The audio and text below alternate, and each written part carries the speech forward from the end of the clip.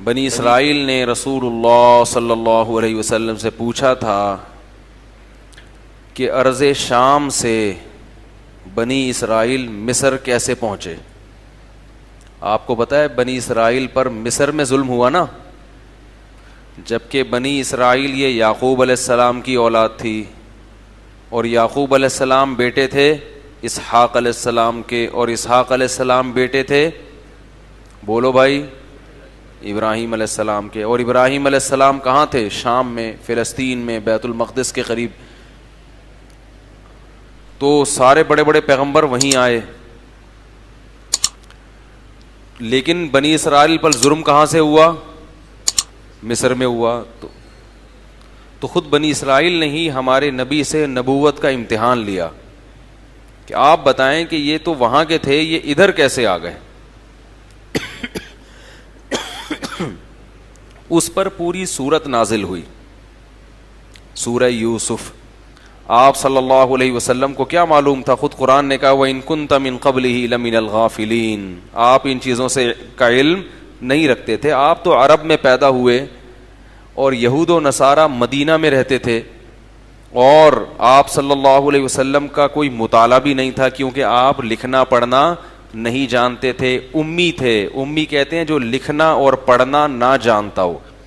اللہ نے آپ کو امی اس لیے بنایا کہ آپ پر جو کلام نازل ہوا ہے اور آپ نے جو تعلیمات دی ہیں وہ آکسفورڈ یونیورسٹی سے پی ایچ ڈی کرنے والا بھی ایسا دین ایجاد نہیں کر سکتا.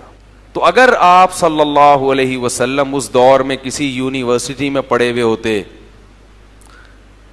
لکھنا پڑھنا جانتے, تو لوگ یہ کہہ سکتے تھے کہ انہوں نے اپنا بہترین دماغ استعمال کیا ہے. یہ عرب میں ایک بہت بڑے اسکالر تھے جنہوں نے ایک یہ نظریہ اور یہ تھیوری پیش کی. تو اللہ نے کیا ایسے نبی کا انتخاب کیا جو ایسی قوم میں پیدا ہوئی کہ جن میں اکثر لوگ لکھنا پڑھنا نہیں جانتے تھے, کیونکہ پھر یہ بھی ہو سکتا تھا کہ بھئی قوم کے اثرات آئے ہیں, قوم بھی جاہل, اور ایسی قوم میں پیدا کیا اللہ نے. وما تخطہ بیمینک, فرمایا آپ کے دائیں ہاتھ نے لکیر نہیں کھینچی. کچھ ہوتا نا الف لکھا جائے زندگی میں, کبھی یہ نہیں کیا, قلم اٹھایا ہی نہیں کبھی. جب جبریل آئے کہ اقرا پڑھیے, تو آپ نے کیا فرمایا؟ ما انا بقاری, میں پڑھنے والا نہیں ہوں. ہمیں کیا پڑھائی سے لکھائی سے, ہم تو بدو لوگ ہیں.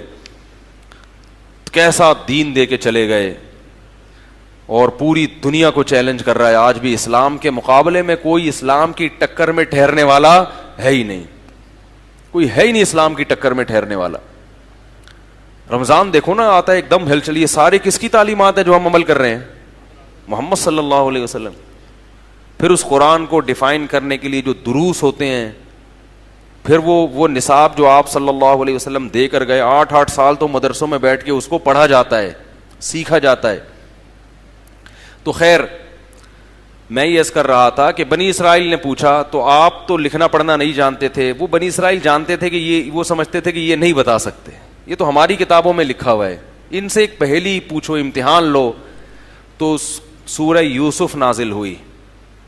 انا انزلناہ نحن نقص علیک احسن القصص بما اوحینا الیک ھذا القرآن وان کنت من قبلہ لمن الغافلین. اے محمد صلی اللہ علیہ وسلم, آپ غافلین میں سے تھے. یہ غافلین کا مطلب آپ کو علم نہیں تھا, ہم نے آپ پر یہ بہترین واقعہ نازل کیا. پھر شروع سے پوری ترتیب سے بتایا گیا وہ واقعہ. اور سورہ یوسف میں کئی کمالات ہیں.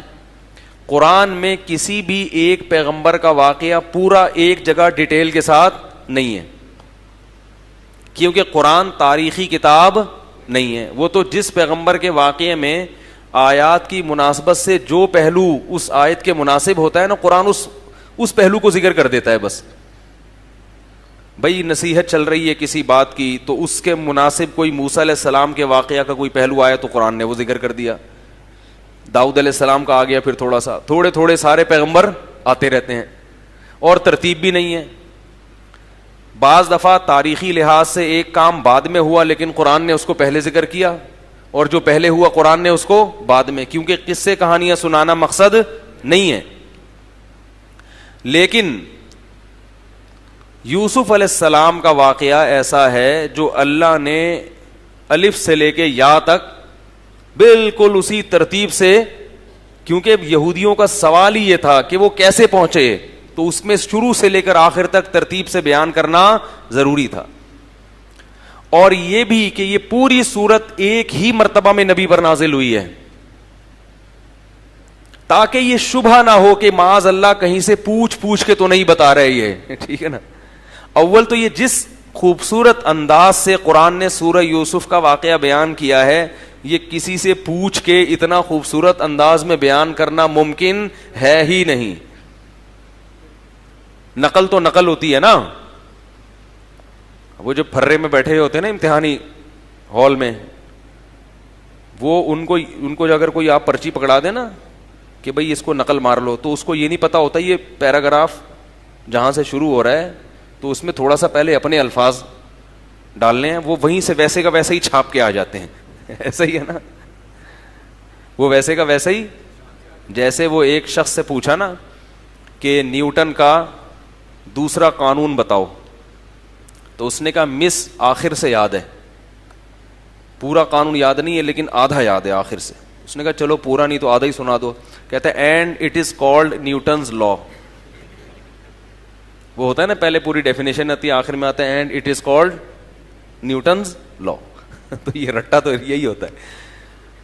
اس میں کیا اسباق ملتے ہیں قرآن نے اس کو بھی بیان کیا. اب یہ تو بڑا لمبا واقعہ ہے. یہ قال یوسف، جب اس وقت کو یاد کرو جب یوسف نے اپنے والد یعقوب سے کہا انی رأیت احد عشر کوکبا، میں دیکھتا ہوں کہ 11 ستارے مجھے سجدہ کر رہے ہیں. یوسف علیہ السلام کے 11 بھائی تھے.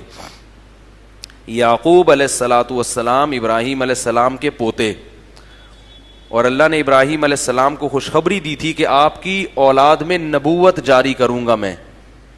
تو یعقوب علیہ السلام کی 2 بیویاں تھیں، ایک سے حضرت یوسف علیہ السلام اور بنیامین پیدا ہوئے، اور دوسرے سے باقی بھائی پیدا ہوئے. تو یہ والی جو زوجہ تھیں یا تو یہ نیک زیادہ ہوں گی، ان کے بطن سے اللہ نے زیادہ نیک بچے پیدا کر دیے. تو یہ جو ان میں یوسف علیہ السلام تھے، ان کے بارے میں حضرت یعقوب کو امیدیں تھیں کہ اس بچے میں کچھ ایسی صلاحیت کے آثار لگ رہے ہیں کہ یہ میرا والی وارث بنے گا، اور اللہ نبی کس کو بنائیں گے؟ اس کو بنائیں گے. اور پھر ایک دم یوسف علیہ السلام کو بچپن میں بہت ہی اچھا خواب آ گیا کہ 11 ستارے اور سورج اور چاند مجھے سجدہ کر رہے ہیں. ادھر یعقوب علیہ السلام کے جو دوسرے بھائی تھے وہ ویسے ہی ان سوتیلے بھائیوں سے کیا کرتے تھے؟ حسد. سوتیلے نہیں تھے، یہ باپ شریک بھائی تھے. سوتیلا تو الگ سے ہوتا ہے، لیکن بہرحال بالکل ویسے نہیں تھے جیسے ماں اور باپ کا سگا رشتہ ہوتا ہے. اس پہ ایک تھوڑا سا چٹکلا بھی بتا دوں آپ کو. ایک صاحب مجھے کہنے لگے، مدینہ منورہ میں بڑے عالم تھے، وہ مجھے کہنے لگے آپ ہر وقت 4 شادیوں کی بات کرتے ہو، دیکھو یعقوب علیہ السلام نے 2 شادیاں کی تھیں تو سوتیلے پن کی وجہ سے بھائیوں نے کہاں ڈال دیا؟ کنویں میں. یہ ہوتا ہے 2 شادیوں کا نتیجہ، بولو بھائی، یہ ہوتا ہے. وہ دوسری بیوی سے تھے یوسف علیہ السلام نا. اچھے والے ایک اولاد ہوتی، نہ کوئی جیلسی، آپس میں ہنسی خوشی زندگی گزارتے. میں نے کہا شکر ہے آپ یعقوب علیہ السلام کے وقت میں موجود نہیں تھے، ان کو مشورہ دے دیتے تو پھر یعقوب علیہ السلام کو یوسف جیسا پیغمبر نہ ملتا. نہیں آ رہی بات سمجھ میں؟ میں نے کہا یہ اس کے نقصانات بھی ہیں لیکن اس کی برکتیں بھی ہیں. اور دوسری بات میں نے کہا کہ پیغمبر کا عمل خود حجت ہوتا ہے، پیغمبروں کے عمل میں عیب نہیں نکالا جاتا. اس سے پتہ چلتا ہے کہ اس دور میں بھی سوکنوں کے جھگڑے اور بچوں میں گڑبڑیں ہوتی تھیں، اس کے باوجود پیغمبر کیا کر رہے ہیں؟ 2 شادیاں. تو پیغمبر کے عمل سے تو خود دلیل پکڑی جاتی ہے، نہ کہ پیغمبروں کو سکھایا جاتا ہے کہ یہ نتیجہ نکلا وہ نتیجہ نکلا. سمجھ میں آ رہی بات؟ تو وہ کیونکہ اولاد ملتی ہے نا، بڑا فائدہ کیا ہے؟ اولاد تو ملی نا، وہ آپس میں پڈوں کا تو حل ہو گیا، لیکن اولاد کی کثرت جب ملتی ہے تو اس میں کوئی نہ کوئی ایسا اللہ کام کا نکال دیتے ہیں جو آپ کی آخرت کے لیے بیڑا پار کرنے کا سبب بن جائے. اس لیے اولاد کی کثرت مطلوب ہے. تو اچھا یہ بھی آپ کو بتاؤں, یعقوب علیہ السلام کا جب بیٹا گم گیا تھا نا, تو اس دوران امام احمد ابن حنبل فرماتے ہیں کہ یعقوب علیہ السلام نے مزید نکاح بھی کیے ہیں پھر. سمجھ رہے ہیں بات کو؟ تو انبیاء کرام, خواتین بیان سن رہی ہیں ناراض ہو جائیں گی, بس اتنا کافی ہے. وہ کہتے ہیں کیا ہر وقت لے کے بیٹھا رہتا ہے. تو یعقوب وہ تو تھے, یوسف علیہ الصلوۃ والسلام نے بتایا کہ میں نے خواب دیکھا 11 ستارے سجدہ کر رہے ہیں. تو یعقوب علیہ السلام سمجھ گئے کہ یہ خواب معمولی نہیں ہے, یہ اللہ تعالیٰ اس میرے بیٹے کو نوازنا چاہتے ہیں. اور یہ بھی بتا دیا کہ یہ خواب بھائیوں کو مت سنانا, تمہارے خلاف تدبیریں کرنا شروع کر دیں گے. اس سے پتہ چلا کہ جس سے ذرا سا بھی حسد کا اندیشہ ہو, اپنی نعمت اس کے سامنے بیان. لوگ بڑی شو بازیوں میں لگے رہتے ہیں, ابے تجھے پتا ہے میں نے یہ گاڑی خریدی, ابے تجھے پتا ہے میں نے بحریہ ٹاؤن میں پلاٹ. بھائی ہر آدمی خوش نہیں ہوگا آپ کی باتیں سن کے. بہت سے بولیں گے یار ہم بھی تو پٹیل پاڑے میں بیٹھے ہوئے اور یہ بحریہ ٹاؤن پہنچ گیا. وہ دل میں اس کے نفرتوں کے جذبات پیدا ہوتے ہیں. تو انہوں نے بتا دیا کہ نعمت کا اظہار ان کے سامنے مت کرنا. اس سے بھی پتا چلا کہ اگر بھائی کے دل میں جیلسی ہے تو اس کے سامنے بھی زیادہ شو بازی, جب بھی اس سے ملو ایسے ہی ملو جیسے تمہارے پاس کھانے کو روٹی بھی نہیں ہے. سمجھ رہے ہو نا, تاکہ وہ طرز کھا کے جیب سے 50 روپے نکال کے تمہیں دے دے. ورنہ سب بھائی ایسے نہیں ہوتے. جس میں اگر حسد ہے تو پھر اس کے ساتھ ایسا مسئلہ ہے. تو اللہ تعالیٰ نے پھر وہ کیا ہوا ہے کہ یعقوب علیہ السلام نے بتایا کہ مجھے لگتا ہے کہ اللہ جو ابراہیم علیہ السلام اور ان کی آل اولاد پہ اللہ نے نعمت کی تھی نا, وہ اللہ کس پہ کرے گا, تمہارے ذریعے سے مکمل کرے گا. میں نے ایک دفعہ اس موضوع پر مستقل بیان کیا ہے کہ اللہ نے جہاں بھی کسی بڑی شخصیت کو نوازا ہے نا, تو نیک اولاد دے کے نوازا ہے. اولاد کی اتنی بڑی ویلیو ہے اسلام میں, پیسے دے کے نہیں کیا, نیک کیا دی ہے, اولاد دی ہے. تو اولاد بہت اہم چیز ہے, اور آج کل لوگ اسی کے روکنے میں لگے ہوئے ہیں کہ نہ ہو. تو یہ آخرت میں پتہ چلے گا کتنا نقصان ہے اس کا. خیر, تو بھائیوں نے پروگرام بنا لیا, ان کو تو خواب کا پتہ نہیں تھا پھر بھی جلتے رہتے تھے. تو ایک دن بیٹھ کے تنگ آئے, کہنے لگے کہ ابا جتنی محبت اس سے کرتے ہیں اتنی محبت ہم سے نہیں کرتے, جبکہ ہم طاقتور ہیں, جوان ہیں, ابا کے زیادہ کام آ سکتے ہیں. اور پھر انہوں نے پروگرام بنایا کہ اس بھائی کو کنویں میں پہلے تو پروگرام بنایا قتل کر دو, پھر کہا نہیں بھائی ابا سے دور کرنا ہے نا, تو قتل کی کیا ضرورت ہے, کنویں میں ڈال دو, کوئی مسافر آئے گا اٹھا کے بازار میں لے جا کے. اس زمانے میں غلاموں کی خرید و فروخت ہوتی تھی, جس کا کوئی والی وارث نہیں ہوتا اس کو غلام بنا کے بیچ دیتے تھے لوگ. تو لے جا کے کنویں میں ڈال دیا. قرآن کہتا ہے کہ ایک قافلہ گزرا پانی نکالنے کے لیے, یا بشرا ھذا غلام, بڑا خوش ہوا کہ یہ تو خوبصورت بچہ ہے. لے جا کے جلدی سے دیکھا کوئی دیکھ تو نہیں رہا, اور مصر کے بازار میں لے جا کے اس کو جلدی سے جان چھڑانے کے لیے کم پیسوں میں فروخت کر دیا, اس لیے کہ کہیں اصل مالک نہ آ جائے تو جان چھڑاؤ. مطلب فراڈی لوگ ہر دور میں ہوتے ہیں کہ بھائی کوئی دیکھ تو نہیں رہا, کسی کی گھڑی ملی ہے دیکھ تو نہیں رہا, بس پہنا دو کسی کو. تو وہ یوسف علیہ السلام اس طرح بازار میں, چھوٹے تھے اس وقت, فروخت ہوتے ہوتے کہاں پہنچے, بادشاہ کے دربار میں پہنچے. بادشاہ نے کہا ہم اس کو اولاد بنا لیتے ہیں, اولاد نہیں ہوگی اس کے, یا اس کو خدمت کے لیے رکھ لیں گے. وہ اس وقت چھوٹے تھے. فلما بلغ اشدہ, اللہ فرماتے ہیں جب جوانی کو پہنچے ہیں, تو یوسف علیہ الصلوۃ والسلام کا جو حسن تھا نا وہ معجزہ تھا. معجزہ کسے کہتے ہیں کہ جس کی کوئی سائنٹیفک لاجک نہ ہو, سمجھ رہے ہیں, یعنی ایسا کام جو اگر آپ اس کے اسباب تلاش کریں گے تو اسباب اس کے وہ اللہ کی کلمہ کن کی قدرت سے ہوتا ہے. نہیں یاری بات میرا خیال. بھائی موسیٰ علیہ السلام لاٹھی کو زمین پہ پھینک کے سانپ بن جاتی تھی. پوری دنیا کے سائنسدان اس بات کو تسلیم نہیں کریں گے کہ لاٹھی کیا بن سکتی ہے, سانپ.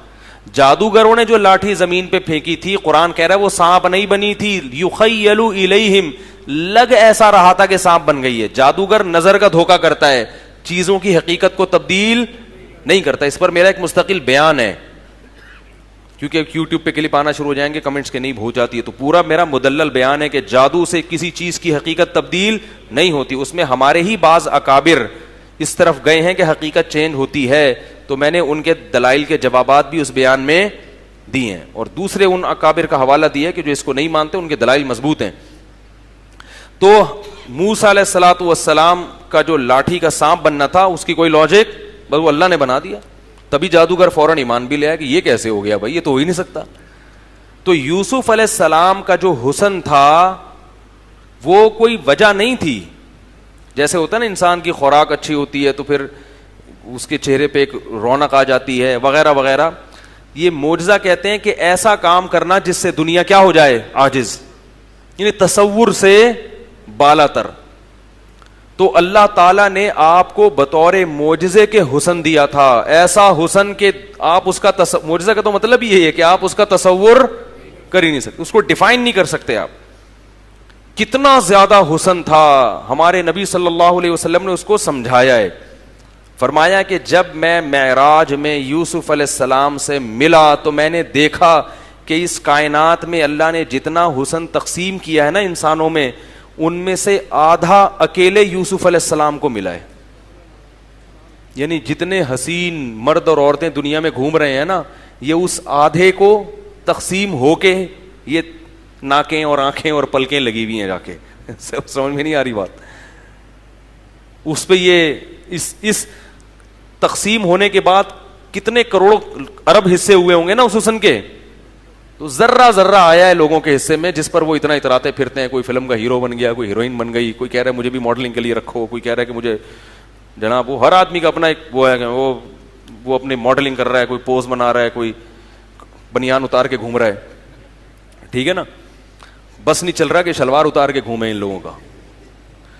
تو ایسے پاگل ہو جاتے ہیں جن کو تھوڑی سی وہ مل جائے نا, کوئی تھوڑی سی.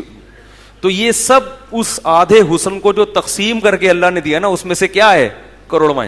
یوسف علیہ السلام کو اکیلا کیا ملا, آدھا اللہ نے یوسف علیہ. معجزہ تھا کہ دیکھو یہ خود سے نہیں ہو سکتا, یہ انسانوں کے بس کی بات نہیں ہے, یہ اللہ کی طرف سے کیا ہے, سلیکشن ہے. اب ظاہر اتنے خوبصورت کڑیل جوان جب جوانی کی دہلیز پہ قدم رکھا تو قرآن میں آتا ہے کہ جو بادشاہ کی بیوی تھی وہ ان کے اوپر عاشق ہو گئی اور دروازے بند کر کے برائی کی دعوت دی. پیغمبروں میں 40 مردوں کے برابر قوت ہوتی ہے, کوئی بھی پیغمبر کمزور اور ابھی جوان ہوئے ہیں. تو آپ سوچیں کہ یوسف اور بادشاہوں کی بیویاں اکثر خوبصورت ہوتی ہیں. بادشاہ لوگ کبھی بصورت عورت سے نکاح, یعنی قوم کی بہت ہی خوبصورت ترین عورتوں سے نکاح کرتے ہیں وہ. تو قرآن کے الفاظ دیکھو جو قرآن بتا رہا ہے, وَلَقَدْ هَمَّتْ بِهِ وَهَمَّ بِهَا. فرمایا دل میں خواہش یوسف کے بھی پیدا ہوئی اور اس کے تو تھی. تو اب سوچیں کہ اتنی قوت, ایسے جذبات اور چاروں طرف سے دروازے بند, کوئی روک ٹوک کرنے والا نہیں. اور یہ بھی ڈر ہے کہ اگر بھاگے تو الٹی تہمت لگا کے رسوا کر دے گی. ایسی شدید آزمائش میں یوسف علیہ السلام کو جب اس نے گناہ کی طرف بلایا ہے تو کیا کہتے ہیں, معاذ اللہ, اللہ کی پناہ, انہ ربی احسن مثوایا, وہ میرا رب ہے, کنویں سے نکال کے اس نے مجھے محل میں ٹھکانہ دے دیا. انہ لا یفلح الظالمون, ایسے ظالموں کو کامیابی نہیں ملتی. کیسے جرم کر لوں میں. دیکھو یہ بھی تو کہہ سکتے تھے کہ ڈلوایا بھی میرے رب نے کنویں میں ہے بھائی, اور میں تو مسافر ہوں, میں نے تو بڑی ٹینشن میں زندگی گزاری. جب گناہ کرنا چاہتا ہے نا انسان, شیطان اس کو 100 راستے دکھا دیتا ہے. آج لوگ یہی سوچ سوچ کے شرابیں بھی پی رہے ہیں اور زنا بھی کر رہے ہیں کہ مجبور ہیں, ڈپریشن ہے, ایکچولی آج کل نیند نہیں آتی, ایکچولی ٹینشن اتنی ہو گئی ہیں, یہ ہو گیا ہے, شادیاں مشکل ہو گئی ہیں, تو زنا کی طرف جاتے ہیں. اللہ نے اس واقعے میں بتا دیا کہ اگر کوئی گنجائش ہوتی تو سب سے پہلے کس کے لیے ہوتی, یوسف علیہ السلام کے لیے. ان کو تو نکاح کا بھی دور دور تک امکان نہیں تھا نا, اجنبی ملکوں میں کون رشتہ دیتا ہے. لیکن کیا کہہ رہے ہیں, انہ ربی احسن مثوائے, وہ میرا رب ہے جس نے مجھے اچھا ٹھکانہ دیا. اللہ کی پناہ, اور جتنا اپنے اختیار میں تھا کہ یہاں سے میں بھاگوں, وہاں سے بھاگنا شروع کر دیا. اب دروازے بند ہیں, بھاگنے کا فائدہ نہیں ہے, لیکن پھر بھی بھاگ رہے ہیں. یہ اللہ تعالیٰ تاریخی واقعہ نہیں بتا رہے, یہ بتا رہے ہیں کہ زنا معمولی جرم بولو بھائی نہیں ہے. اور یہ بھی بتا رہے ہیں کہ یوسف علیہ السلام جوان تھے, دل ہر ایک کا کرتا ہے برائی کرنے کا. بعض لوگ کہتے ہیں نا دل اتنا چاہ رہا تھا تو برائی کر لی. بھائی دل اگر چاہنا ختم ہو جائے گا تو پھر ثواب نہیں ملے گا. مرد ہے تو دل تو چاہے گا, دل کی خواہشات پہ کیا رکھنا ہے, اللہ کے لیے پاؤں, تبھی اللہ پھر نوازیں گے اس کو. میں اکثر بیان میں ایک بات کہتا ہوں نا کہ جس کو زنا کا موقع ملا, میں نے کئی واقعات سنا ہے اس پر, ابھی میں ریپیٹ نہیں کروں گا, جس کو زنا کا موقع ملا نا اور وہ بھاگ گیا, اس کو اللہ نے دنیا میں بھی بہت نوازا ہے, آخرت میں تو اللہ بہت ہی نوازیں گے. حدیث میں آتا ہے اب خاص لاکھوں کروڑوں لوگوں میں سے اس کو بلا کے اپنے عرش کے سائے میں جگہ دیں گے کہ یہ وہ نوجوان ہے جس کو موقع ملا تھا, کوئی روک ٹوک کرنے والا نہیں تھا, مگر میرے خوف کی وجہ سے یہ اس برائی سے رک گیا. اور اگر کر لیا یہ جرم تو زنا کی 2 سزائیں ملتی ہیں, ایک تو جہنم کی آگ, اور اگر اسلامی حکومت ہو تو چوک پہ کھڑا کر کے کوڑے. وہ والی سزا تو آج کل شارٹ ہے مارکیٹ سے, ٹھیک ہے نا, بلکہ اور عزت بڑھ جاتی ہے کہ بڑے لبرل سے آدمی ہے یہ. پہلی سزا کیا ہے؟ جہنم کی آگ. اور دوسری, دنیا میں اللہ اس کا سکون چھین لیتے ہیں, اس کو گھر بار اور بیوی بچوں کی جو فطری لذت ہے, گھر کی جو فطری لذت ہے, گھر بار آدمی کو فیملی میں بڑا مزہ آتا ہے, یہ لذت اور یہ نعمت اللہ اس سے چھین لے. ایک خاتون کا میرے پاس بہت فون آتا ہے, پریشان ہے, کسی باہر ملک میں رہتی ہے, میرا شوہر زنا میں لگ گیا, میں کیا کروں, یہ بہت پریشان. میں نے کہا کرنے دو, تھوڑے دن گزریں گے, جب بڈھا ہوگا نا تو خود ہی اس کو اللہ دنیا میں کیا دے دیں گے, عذاب. یہ ساری حسینائیں بھاگ جائیں گی, ایسا تڑپے گا نا, کیونکہ اس نے اپنی جوانی کو ان گندگیوں میں ڈال دیا, تو اللہ اس کو جو ایک بچوں کے دل سے عظمت نکل جائے گی. جیسے بوڑھے باپ کا بچے احترام کرتے ہیں اور بوڑھے باپ کا جو ہے نا خیال کرتے ہیں, بیوی کے دل سے بھی عظمت ختم. تو میں نے کہا سب سزا دنیا میں مل جائے گی. تو یوسف علیہ السلام بھاگے, دروازہ, وہ بادشاہ نے کہیں جا کے دروازہ کھولا ہوگا اور یہ نکلے باہر. تو بجائے اس کے کہ یوسف علیہ السلام کوئی آگے سے بات کرتے, بادشاہ کی بیوی نے کہا, ایسی گھنی بن گئی, گھنی نہیں ہوتی ایسی شریف, یہ نہیں کہا کہ بھائی دیکھیں ایکچولی ایسا نہیں تھا کہ یہ میرے ساتھ برائی کر رہے تھے, میں نہیں کر رہی تھی, بلکہ کیا کہتی ہے, ما جزاء من اراد باہلک سوءا, بادشاہ سلامت میرے شوہر نامدار بتائیں کہ اگر آپ کی بیوی کی طرف کوئی غلط دست درازی کرے تو اس کی سزا کیا ہونی چاہیے. اسٹائل دیکھ رہے ہیں آپ زلیخا کا, یعنی ایسا گھنی بن کے پی گئی نا وہ واقعہ. بھائی پہلے الزام لگاؤ, اس کے بعد بات کرو نا آگے. اس کو کہتے ہیں 1.5 ہوشیاری, کہ اس طریقے سے بات کرو کہ سامنے والا 100% مجھے سچا سمجھے, اور وہ اس بحث میں پڑے ہی نہیں کہ غلطی کس کی تھی, وہ اس میں سوچے کہ ان کی سزا کیا ہونی چاہیے, اس میں ڈال دو اس کو. ما جزاء, کہنے لگی کہ آپ کے بیوی کی طرف کوئی شخص اگر بری نیت سے دیکھے تو بتائیں اس کی سزا کیا ہونی چاہیے. یوسف علیہ السلام فوراً بول اٹھے, ہی راودتنی عن نفسی, یہ جھوٹ بول رہی ہے, اس نے مجھے ورغلانے کی کوشش کی ہے. اور بادشاہ کی بھی بے عزتی تھی اس میں کہ وہ اپنی بیوی کو برا سمجھے. اللہ تعالیٰ نے یوسف علیہ السلام کی برات کا اعلان ایسے کیا کہ وہ بھاگتے ہوئے, وہ اس نے کرتا پکڑنے کی کوشش کی تو وہ پیچھے سے پھٹ گیا کرتا. تو وہیں کہ کسی نے کہا کہ بھئی یہ کرتا پیچھے سے پھٹنا اس کی علامت ہے کہ شرارت کس کی ہے. تو بادشاہ کو اپنی بے عزتی کا بڑا خطرہ ہوتا ہے.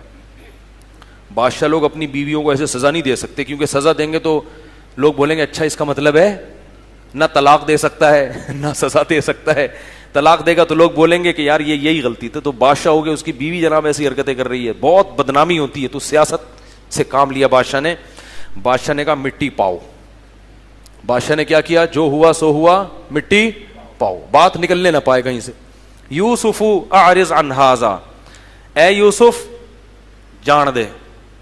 اعرض عن ھذا کا مطلب کیا ہے, اور رہن دے, جان دے, مٹی پاؤ, ہو گئی غلطی ہو گئی یار, ٹھیک. واستغفری لذنبک, اور اپنی بیوی سے کہہ رہا ہے تو بھی توبہ استغفار کر. دیکھو کتنے آرام سے بات کر رہا ہے.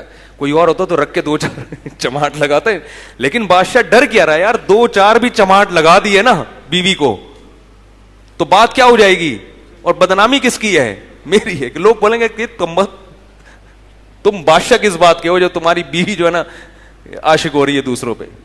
تو یہ بادشاہ لوگ بڑی ٹینشنوں میں ہوتے ہیں یار, سیاسی لوگ. تو اس نے غریب آدمی ہوتا نا, وہ اسے 2-4 تمیز سے لگا دیتا. تو واستغفری لذنبک, اپنے گناہ سے توبہ کر, انکی کنتی, اور بھی کہنے لگا ان کیدکن عظیم, تم عورتوں کی تدبیریں بڑی سخت ہوتی ہیں. خود اپنی بیوی سے کہہ رہا ہے تم بڑی ہوشیار ہو, تم نے بات کیسے شروع کی ڈائریکٹ کہ اس کی سزا کیا ہونی چاہیے. سب عورتوں کی بات نہیں ہو رہی بھائی, بار بار وہی بات میں جملہ نہیں ریپیٹ کروں گا. تو لیکن برائی کی خبر آپ کو پتا ہے ایک دم تیزی سے پھیلتی ہے. اب جو بھی اس وقت کوئی موجود تھا, ایک آدھ آدمی, تو اگرچہ بادشاہ کی طرف سے پابندی تھی کہ بھائی یہ بات پھیلے نہیں, لیکن ایسی برائی پتہ کیسے پھیلتی ہے, ایک کو بتاؤ, بولا کسی کو بتانا نہیں ہے, بس خالی تمہیں بتا رہا ہوں. وہ دوسرے کو بتاتا ہے, بول رہا بھائی کسی کو نہیں بتانا, صرف تمہیں بتا رہا ہوں. پھر وہ تیسرے کو بتاتا ہے, چوتھے کو بتاتا ہے, ہوتے ہوتے یہی ہوا. 2-4 دن گزرے نہیں, قال نسوۃ فی المدینہ امرأۃ العزیز. تو شاہی خاندان کی خبریں تو فوراً پھیلتی ہیں نا, مریم نواز کا کوئی بیان آ جائے, نواز شریف کا کوئی بیان آ جائے, یا جناب عمران خان کہیں جا رہے ہوں, ایک دم خبریں پھیلتی ہیں نا, شادی کر لی اس نے, طلاق دے دی, یہ ہو گیا. تو جو ایسے لوگ ہوتے ہیں ان کی خبریں ایک دم میڈیا پہ آتی ہیں. تو قرآن کہہ رہا ہے کہ شہر کی عورتیں سب باتیں کرنے لگیں. امرأۃ العزیز, ہائے ہائے, بادشاہ کی بیوی, تراود فتاحا نفسی, عاشق کس پر ہوئی ہے؟ اپنے گھر کے غلام پر. یعنی رائل فیملی سے تعلق ہے تو چلو مدین کے کسی شہزادے پر عاشق ہو جاتی. انا لنراھا فی ضلال مبین, ہم اس کو کھلی ہوئی گمراہی میں دیکھتے ہیں. بڑی سخت غلطی کی ہے اس نے, بہت ہی معاذ اللہ گھٹیا سوچ, نیچ عورت ہے یہ. ہم تو سمجھتے تھے بڑی اونچے خاندان کی. ہر ایک کا اسٹیٹس ہوتا ہے نا بھائی, عاشق ہونے سے پہلے آدمی سوچتا بھی ہے تو یہ کہیں میری عزت تو خراب نہیں ہو جائے گی, کوئی اس کا فیملی اسٹیٹس دیکھا جاتا ہے. تو یہ چرچے شہر میں شروع. اب اس میں ملکہ نے اپنی بہت ہی انسلٹ محسوس کی, بےزتی, کہ بھائی یہ کیا ہو رہا ہے یار, میرے بارے میں لوگ کہہ رہے ہیں کہ یہ اتنی گندی عورت ہے, عورتیں تبصرہ کر رہی ہیں. تو اس نے کیا کیا, قرآن کہہ رہا ہے فلما سمعت بمکرہن, جب ان کا مکر سنا کہ میرے خلاف ایسی باتیں ہو رہی ہیں, تو اس نے ارادہ کیا کہ ان سب کو میں یوسف کی زیارت کراؤں گی. بولیں گی کہ یہ ہے, اگر اس کا یہ تمہارے ساتھ رہتا تو تمہارا کیا حال ہوتا, مجبور ہوں, معذور ہوں. اور ان کو بلا کے دعوت کر کے ان کے ہاتھ میں چھریاں پکڑا دیں, یہ پھل کھاٹو اور کھاؤ. اور اسی دوران یوسف علیہ السلام کو حکم دیا یہاں سے نکل کے جاؤ. قرآن کے الفاظ ہیں کہ جیسے ہی یوسف علیہ السلام گزرے ہیں, قطعنا ایدیہن, جیسے ہی ان کی نظر یوسف پہ پڑی, پھلوں کے بجائے اپنی انگلیاں زخمی کر لی, کاٹ ڈالیں.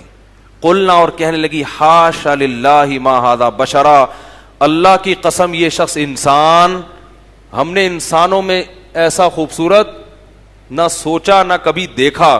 ان ھذا الا ملک کریم, آسمان کا کوئی فرشتہ ہے جو زمین پر اتر آیا ہے.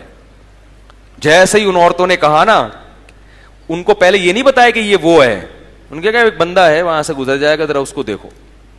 تو وہ تو سمجھی پتہ نہیں کون ہے.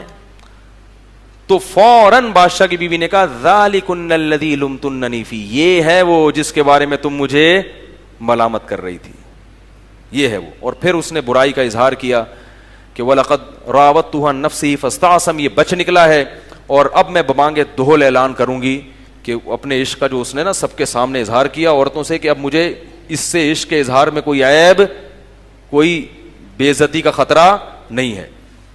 اب جب یوسف علیہ السلام نے یہ منظر دیکھا کہ وہ عورتیں بھی اس طرح برائی میں ساتھ دے رہی ہیں, تو آپ دیکھو ایک نوجوان کے لیے کتنی بڑی آزمائش ہے یہ, کتنی بڑی. اور وہ جو عورتیں بادشاہ کے دربار میں آئی ہوں گی وہ بھی اونچے خاندانوں کی ہوں گی, شاہی محل میں جن کی دعوت ہے. یوسف علیہ السلام ایسے موقع پہ اللہ سے دعا مانگتے ہیں. بادشاہ کی بیوی نے دھمکی دی وَلَئِن لَّمْ يَفْعَلْ مَا آمُرُهُ لَيُسْجَنَنَّ وَلَيَكُونَ مِنَ الصَّاغِرِينَ, اگر میری بات اس نے نہ مانی تو میں اس کو جیل کی کوٹری میں ڈال دوں گی. دیکھو اللہ یہ واقعہ کیوں بیان کر رہے ہیں, کوئی اور ہوتا وہ کہتا اب تو میں کیا ہوں جیل میں. اس زمانے کے جیل تو بڑے سخت ہوتے تھے, ڈال کے بھول جاتے تھے, جیسے کہ یوسف علیہ السلام کو ڈال کے بادشاہ بھول گیا تھا. ایسے موقع پر کس قدر انسان برائی کی طرف مائل ہوگا. لیکن یوسف علیہ السلام نے جب جیل کی دھمکی سنی تو اللہ سے دعا مانگتے ہیں رب السجن احب الی, اے میرے اللہ مجھے جیل زیادہ محبوب ہے اس برائی سے جس برائی کی طرف یہ مجھے بلا رہے ہیں. وَإِلَّا تَصْرِفْ عَنِّي كَيْدَهُنَّ, اور اے اللہ اگر تو نے میری حفاظت نہ کی, اصب الیہن, کہیں ایسا نہ ہو کہ میں اس جرم میں, یعنی زیادہ اپنے نفس پہ اعتماد بھی نہیں کر رہے, اللہ سے دعا مانگنے کہ تو بچا مجھے اس جرم سے. اللہ فرماتے ہیں فاستجاب لہ ربہ, رب نے ان کی دعا سن لی اور ان کو برائی سے بچا لیا. اب بات پھیل چکی تھی, بادشاہ کی بدنامی ہو رہی تھی, لوگ کہہ رہے تھے بار بار کہ اگر یوسف کی غلطی نہیں تھی تو یوسف کو محل میں رکھا ہوا کیوں ہے. تو بادشاہ نے اپنی رائل فیملی کی عزت کو بچانے کے لیے یوسف علیہ السلام کو جیل کی کوٹری میں بھیج دیا کہ نہیں جی، تاکہ پتہ چل جائے کہ لوگ یہ سمجھے کہ ان کی غلطی تھی. اب یوسف علیہ السلام کئی سال جیل میں رہے ہیں، کئی سال جیل. کیا حال ہوگا ان کا وہاں پہ. ادھر کنویں سے نکلے، ایک مصیبت سے نکل کے دوسری مصیبت. ایک دن کیا ہوا، دخل معہ السجن فتیان، دو نوجوان آپ کے پاس جیل کی کوٹری میں آئے اور کہنے لگے کہ خواب سنایا کہ ایک نے کہا میں بادشاہ کو شراب پلا رہا ہوں، میں نے خواب میں دیکھا انگور نہ چھوڑ رہا ہوں. دوسرے نے کہا میں نے دیکھا سر پہ ٹوکری اور پرندے اس سے وہ کھا رہے ہیں روٹی. وہ دونوں قیدی تھے. تو وہ آ کے کہنے لگے کہ اس خواب کی آپ ہمیں تعبیر بتائیں. انا نراک من المحسنین، ہم دیکھتے ہیں کہ آپ نیک آدمی ہیں. اس سے پتہ چلتا ہے کہ نیک آدمی جہاں بھی رہتا ہے وہ اپنا اثر، حالانکہ ان کو تو نہیں پتا تھا یہ پیغمبر ہے کیا. وہ کہہ رہے یار یہ نوجوان کیا لگ رہا ہے، کیا ہو گیا یار. اس سے پتہ چلتا ہے کہ جو آدمی نیک ہوتا ہے کچھ دن اس کی صحبت میں رہنے سے یقین آ جاتا ہے کہ یہ کیا ہے، نیک ہے. اور جو 2 نمبر ہوتا ہے تھوڑی دیر میں پتہ چل جاتا ہے کہ یہ کیا ہے، گمار ہے. تو انا نراک من المحسنین، ہم دیکھ رہے ہیں کہ تم اس محل میں کیا لگ رہے ہو، اس جیل میں کیا لگ رہے ہو، نیک آدمی. حالانکہ وہ کافر تھے لیکن پھر بھی جانتے تھے کہ شریف کون ہوتا ہے، بدماش کون ہوتا ہے. تو یوسف علیہ السلام کو موقع مل گیا کہ یہ 2 اب آئے ہیں، ان کی حاجت ہے، خواب کی تعبیر پوچھ رہے ہیں. یوسف علیہ السلام نے کہا خواب کی تعبیر بعد میں بتاؤں گا، پہلے اپنے معجزے دکھائے ان کو. اور معجزے دکھانے کے بعد ان سے کہا کہ دیکھو ہم توحید پر، ان کو توحید کی تبلیغ کرنا اور اسلام کی تبلیغ کرنا شروع. جیل میں بھی پیغمبر کی کوشش کیا ہے کہ تبلیغ کا موقع ہاتھ سے جانے نہ دیں، کہ ابھی یہ میرے محتاج ہے نا، اب جو میں کہوں گا یہ سنیں گے. ویسے ہی آپ کسی کو پکڑ کے سمجھانا شروع کر دیں، بولے گا بھائی کیوں فری ہو رہے ہیں مجھ سے. لوگ کہتے ہیں نا محتاج ہو کے آئے گا، اب آپ جو بات کرو گے یہ غور سے سنے گا. تو تقریر شروع کر دی یوسف علیہ السلام نے. ارباب متفرقون خیر ام اللہ الواحد القہار، اتنے سارے خدا جن کو تم نے معبود بنا لیا وہ بہتر ہے یہ ایک وہ جو سب پر غالب ہے. ایسی خوبصورت تبلیغ کی، یہ پورے رکوع میں ہے یہ. پھر ان کے بعد تعبیر بتائی کہ جو انگور نچوڑ رہا تھا اس کو رہائی ملے گی اور وہ بادشاہ کو شراب پلائے گا، اور دوسرے کو پھانسی ہو جائے گی اور اس کی لاش لٹک کے سڑ جائے گی اور پرندے اس کی کھوپڑی سے گوشت نوچ نوچ کے کھائیں گے. یہ خواب کی تعبیر ہے. اللہ نے آپ کو معجزاتی طور پر خوابوں کی تعبیروں کا علم دیا تھا. اور یہ بھی کہہ دیا جس کو جو رہائی ہونے والی تھی نا، کہا کہ بادشاہ سے میرا تذکرہ کرنا کہ ایک شخص جیل میں پڑا ہوا ہے، اس کو نکالنے کی کوشش کرو. اس سے پتہ چلتا ہے کہ آپ جب کسی مصیبت میں ہو تو نکلنے کے تمام اسباب اختیار کریں. یوسف علیہ السلام دیکھا اب یہ میں نے اس کی ایک خواب کی تعبیر بھی کر دی، یہ تعبیر بھی سچی نکلے گی تو اس پر میرا ایک احسان ہے، تو اس سے سفارش کرو گے جا کے بھائی کیا کر بادشاہ کو بول تم تو ڈال کے بھول ہی گئے ہو جیل میں، کچھ تو خیال کرو. توکل یہ نہیں ہے کہ آپ جیل میں پڑے ہوئے ہیں تو اب آپ نہ کسی سے سفارش لگوا رہے ہیں نہ کسی سے فون کر رہے ہیں. بولے بھائی اللہ نے جب تک جیل میں رکھنا ہے جیل میں رکھے، نکالنا ہو تو اللہ نکال دے. کیا خیال ہے، مرنا ہوگا تو مر جائیں گے، زندہ رہنا ہوگا تو. ابھی افطار میں کیا پڑھ رہے ہیں، پوری 7 اپ پی رہے ہیں یار، وہ گردے خراب ہو گئے. بھائی جب لکھے ہوئے ہیں نا خراب ہونا، تو لکھے ہوئے جب ہوں گے تو وہ خراب ہو کے رہیں گے. جب مقدر میں مرنا ہوگا تو مر کے رہیں گے. تو ٹھیک ہے پھر مقدر میں عشاء کی نماز ایسے لوگوں کے. ابھی کچھ دن پہلے ہوا ہے کہ افطار میں اس نے پوری کولڈ ڈرنک کی پوری 1.5 لیٹر کی بوتل پی گیا، آدھے گھنٹے کے بعد درد ہوا ہے اور مر گیا. یہ کسی ابھی واقعہ ہوا ہے لیٹسٹ. تو یوسف علیہ الصلوۃ وہ ٹہل گئے نا وہ کیا کیا انہوں نے، چلے گئے اس دار فانی سے ہمیشہ کے لیے. سمجھا کے تھک رہے ہیں، بیانات بھی کر رہے ہیں بھائی نہیں کرو یہ کام، روزہ ان چیزوں سے افطار مت کرو. تو یوسف علیہ السلام نے اس کو بتایا کہ جا کے بادشاہ کے سامنے میرا تذکرہ کرنا. قرآن کہتا ہے وہ کمبخت تذکرہ کرنا بھول گئے، کیونکہ جب کام ہو جاتا ہے نا انسان کا، پھر وہ یہ انسان کی فطرت ہے، کام ہو گیا تو اب کون جیل میں تو نکل گیا نا، مجھے کیا پڑی، بھول گیا. اور یہ اللہ کی طرف سے یوسف علیہ السلام پر مزید آزمائش تھی. فلبث فی السجن بضع سنین، مزید چند سال آپ جیل میں پڑے رہے. کوئی امید نہیں ہے نکلنے کی، جو ایک امید تھی وہ بھی ختم. لیکن اللہ کیسے ناکامی کے نقشوں میں کامیابی کے اسباب یہ اللہ بتاتے ہیں کہ نیک لوگوں کے لیے جو اللہ کے دین پہ چلتے ہیں ان کے ظاہری ناکامیوں کو مت دیکھو. والعاقبۃ للمتقین، انجام ہمیشہ انہی کا اچھا ہوگا. پریشان مت ہو، انجام ان کا اچھا ہوگا. تو بادشاہ صاحب کو ایک دن خواب آیا, اٹھے وہ, کہنے لگے, اپنے درباریوں کو جمع کیا. وہ بھی کوئی عجیب سا خواب آتا ہے تو تعبیر پوچھتے تھے, یہ نہیں کہ ہر وقت فون کر کے فالتو سانس آ رہی ہیں, آج مجھے خواب میں سانپ آیا, بچھو آیا. ان خوابوں کو وہ بھی لفٹ نہیں کراتے تھے. نند آ گئی, جٹھانی نے ایسا بول دیا خواب میں, اس کی تعبیر کیا ہے, تو ان خوابوں کو وہ بھی لفٹ نہیں کراتے تھے. تو خواب آیا کہ انی ارا سبع بقرات سمان, لوگوں کو جمع کیا. بادشاہ حیران ہوا نا, اس کو یہ اندازہ ہوا کہ یہ ایسے ہی خامخواہ کا خواب نہیں ہے, کوئی اس کی تعبیر ہوگی. جب بہت عجیب سا خواب آتا ہے نا, انسان کو خود احساس ہو جاتا ہے. تو اس نے درباریوں کو جمع کیا اور کہا کہ میں نے دیکھا کہ 7 دبلی گائیں 7 موٹی موٹی گایوں کو کھا رہی ہیں, اور 7 باریک کونپلیں خشک وہ 7 ہری کونپلوں کو کھا رہی ہیں. اور ان کنتم للرؤیا تعبرون, اگر تم بتاؤ کچھ تعبیریں جانتے ہو تو بتاؤ اس کا کیا مطلب ہے. انہوں نے کہا یہ ساڑی عقلچ, ان کو کیا 7 موٹی گائیں. تو انہوں نے پتہ ہے کیا کہا, جو چیز انسان کو آتی نہیں ہے نا, وہ کبھی یہ نہیں کہے گا مجھے نہیں پتا, بلکہ وہ فنٹر بننے کی کوشش کرے گا. اپنی جہالت کا اعتراف کر لینا یہ آدھا علم ہے. اگر آپ کو کوئی چیز نہیں آتی آپ بول دیں مجھے نہیں پتا, لیکن یہ ہمیشہ سے دستور رہا ہے کہ جو چیز نہیں آتی تو یہ نہیں کہنا مجھے نہیں پتا. لہذا انہوں نے بھی نہیں کہا ہمیں نہیں پتا, بلکہ کیا کہا, اضغاث احلام, پراگندہ خیالات ہیں. اصل میں ایکچولی آپ سارا دن پی ٹی آئی کے خلاف تقریریں کرتے ہیں, ٹھیک ہے نا, اور کبھی ادھر ایک کا بیان آ رہا ہوتا ہے, کبھی فلانا کا, کبھی جمعیت کے بارے میں آپ کو بریفنگ دینی ہوتی ہے, مختلف قسم کی تقریریں چل رہی ہوتی ہیں. تو وہ رات کو جب آپ سوئے ہیں تو وہی الٹے پلٹے گائیں, موٹی پتلی دبلی, اس طرح کی چیزیں خواب میں آ رہی ہیں. شیر کھا رہا ہوتا تو چلو کوئی بات بھی ہے, گائیں بھلا گائے کو کہاں سے کھائے گی. حالانکہ گائے میں اشارہ تھا, گائے کیا کھاتی ہے, چارہ. گائے کیا کھاتی ہے, چارہ. تو اس میں کچھ اشارے تھے اس طرف کہ پیداوار کا مسئلہ کھڑا ہونے والا ہے.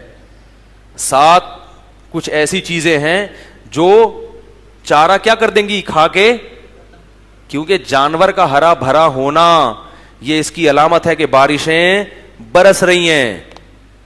نہیں یاری بات سمجھ, مجھے نہیں, میں نے کہیں کتاب میں نہیں پڑھا, میرا ایک ذوق کہتا ہے کہ بھئی یہ شاید اس لحاظ سے یہ تعبیر بنتی ہو. جب بارشیں نہیں ہوتی نا, جانور کیا ہو جاتے ہیں, پہلے زمانے میں کھڑا کر کے تھوڑی باندھتے تھے جانوروں کو, تو بارشیں ہوتی تھی تو چرتے تھے وہ. تو یہ اس طرف اشارے مل رہے تھے. تو انہوں نے کہا اضغاث و احلام, اصل میں پراگندہ خیالات ہیں, الٹے پلٹے. اس اور وما نحن بتاویل الاحلام بعالمین, اور اس قسم کے جو الٹے پلٹے خواب ہیں نا, ہمیں ان کی تعبیریں, ہمیں کوئی اچھا خواب ہو تو اس کی تعبیر ہم بتائیں گے آپ کو. لیکن جب یہ بات چلی ہے تو وہ بادشاہ کو جو شراب پلاتا تھا نا, اس کو ایک دم یاد آ گیا, اس نالائق کو یاد آ گیا کہ یار میرے بھی خواب کی ایک بندے نے تعبیر بتائی تھی جو بالکل ویسی نکلی تھی. تو فوراً بادشاہ سے کہنے لگا مجھے بھیجو, ایک شخص ہے جو خوابوں کی تعبیر بتاتا ہے لیکن وہ جیل کے اندر ہے. بادشاہ نے کہا جا بھائی. جیسے ہی وہ آیا ہے, اب کیسے تمیز سے, یوسف ایھا الصدیق, یوسف اے میرے دوست.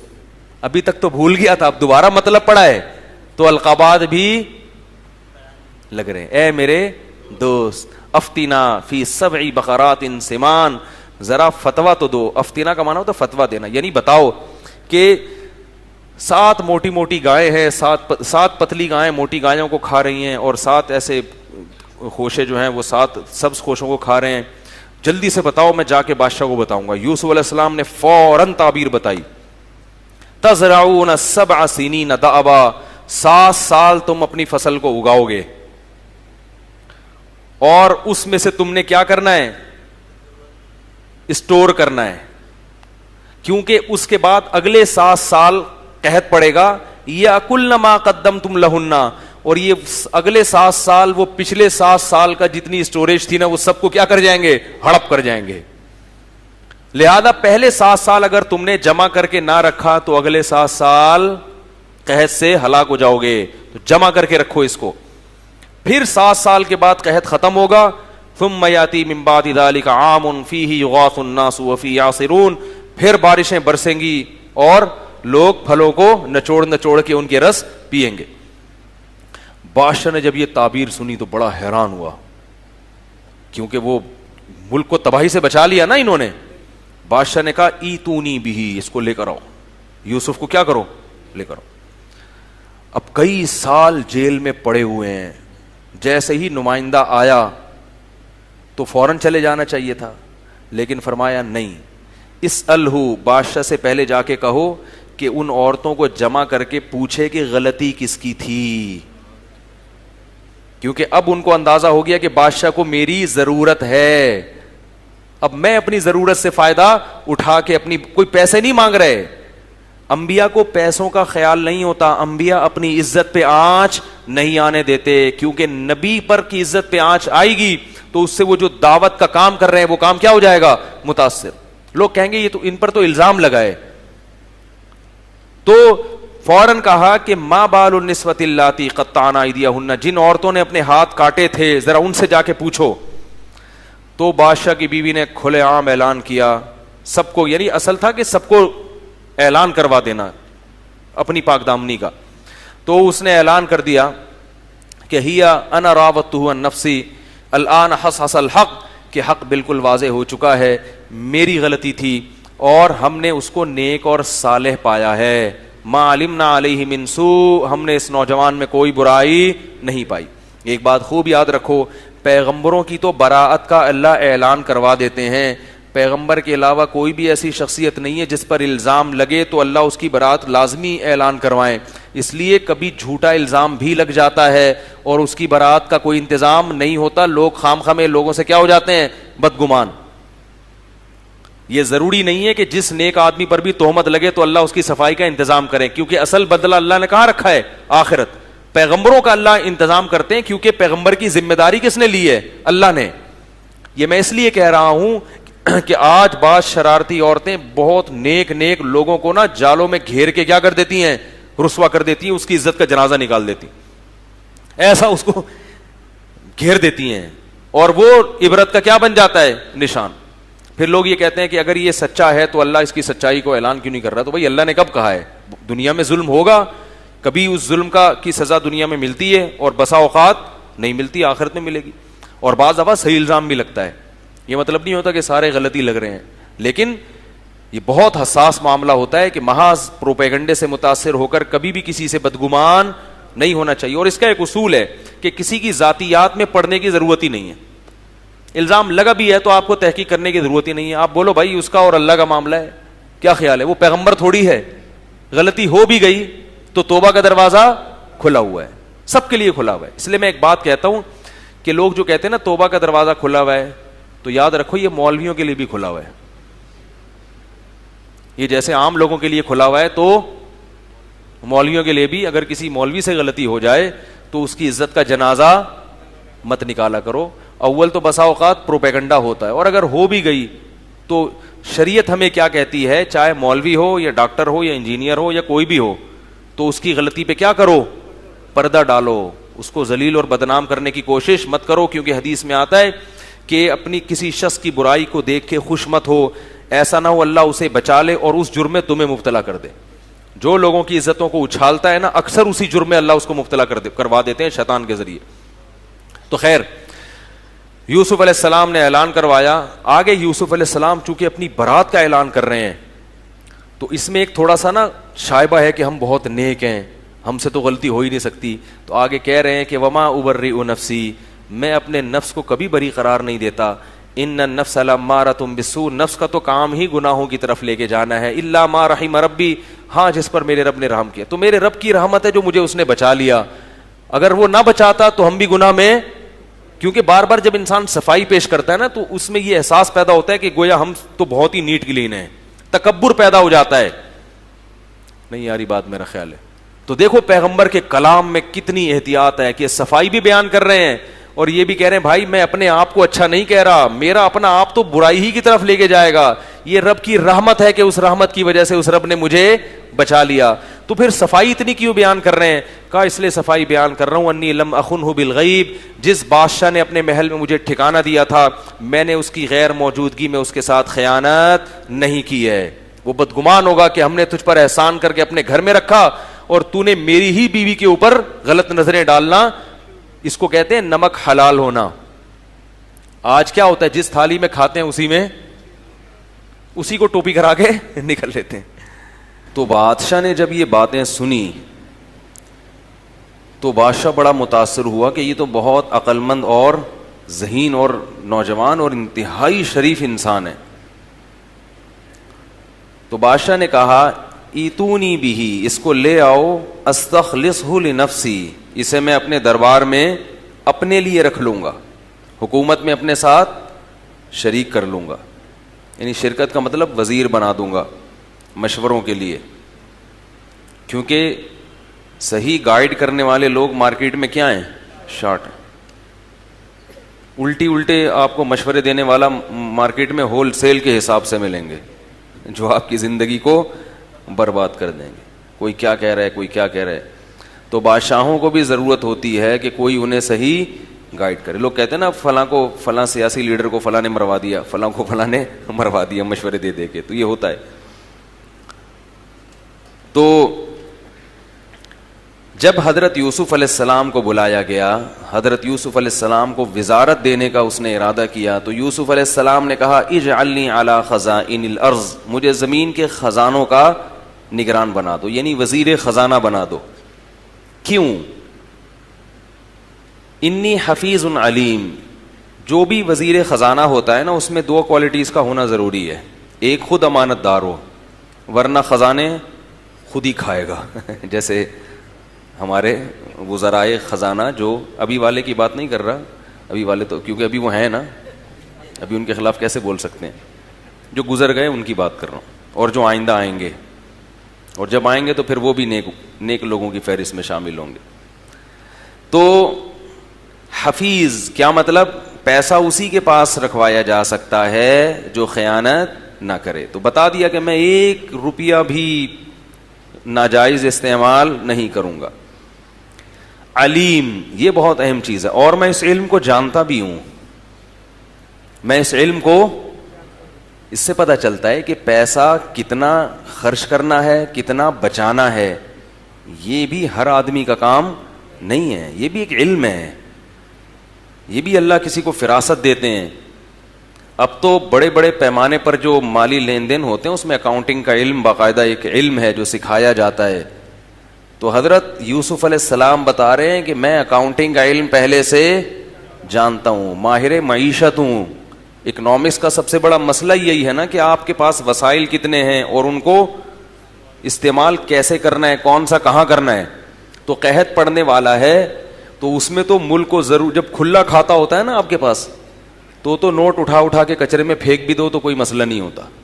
لیکن جب قحط پڑنے والا ہے تو پھر کتنا اسٹور کرنا ہے اور کتنا استعمال کرنا ہے. اور پھر مصر میں قحط پڑے گا، صرف مصر میں نہیں بلکہ ارد گرد کے جتنے ایریاز ہیں، ملک ہیں، ان میں بھی پڑ جائے گا. تو ساری یعنی آباد دنیا کا ایک بہت بڑا حصہ ہمارا محتاج ہوگا. تو ہمیں اس میں کیا ہوگا کہ ہم اپنی معیشت کو مضبوط کر سکتے ہیں. یعنی ہم راشن کو بیچنا شروع کر دیں گے. راشن کو کیا کریں گے؟ بیچیں گے. تو اس سے مصر کیا ہوگا؟ اور مضبوط، کیونکہ راشن صرف ہمارے پاس ہوگا. تو بادشاہ نے یہ پیشکش فوراً قبول کر لی کہ خزانے پہ تو کوئی نیک آدمی ہی ہونا چاہیے. بھائی خزانے پہ کون ہونا چاہیے؟ جنرل اسٹور کے ڈبے پہ ہمیشہ نیک آدمی کو بٹھاؤ. کرسی پہ بے شک کوئی بھی بیٹھ جائے، لیکن ڈبے پہ کون بیٹھے گا؟ کیونکہ ایسے کئی کیسز آ رہے ہیں سامنے. جتنا وہ کھاتا ہے نا جو ڈبے پہ، جس نے آپ کو کیش کے لین دین کے لیے رکھا ہوا ہے، اتنا چور نہیں کھاتے. یہاں تک کہ اب آپ اگر جانوروں کے چارے کی دکان کھولتے ہو نا، اس پہ بھی نیک آدمی رکھو. ایک صاحب نے بتایا کہ میں نے بکروں کے دانے کی دکان کھولی، اس میں ایک بندہ بٹھا لیا، وہ دانا کھاتا رہتا تھا، آدھے بورے کھا جاتا تھا ایک مہینے میں.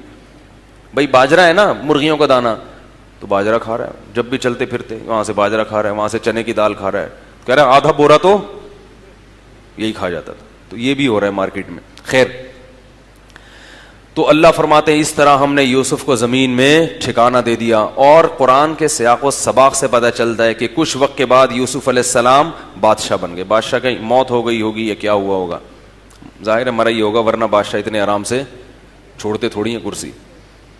وجاء اخوۃ یوسف، پوری آباد دنیا میں جو ارد گرد کی تھی اس میں قحط پڑ گیا.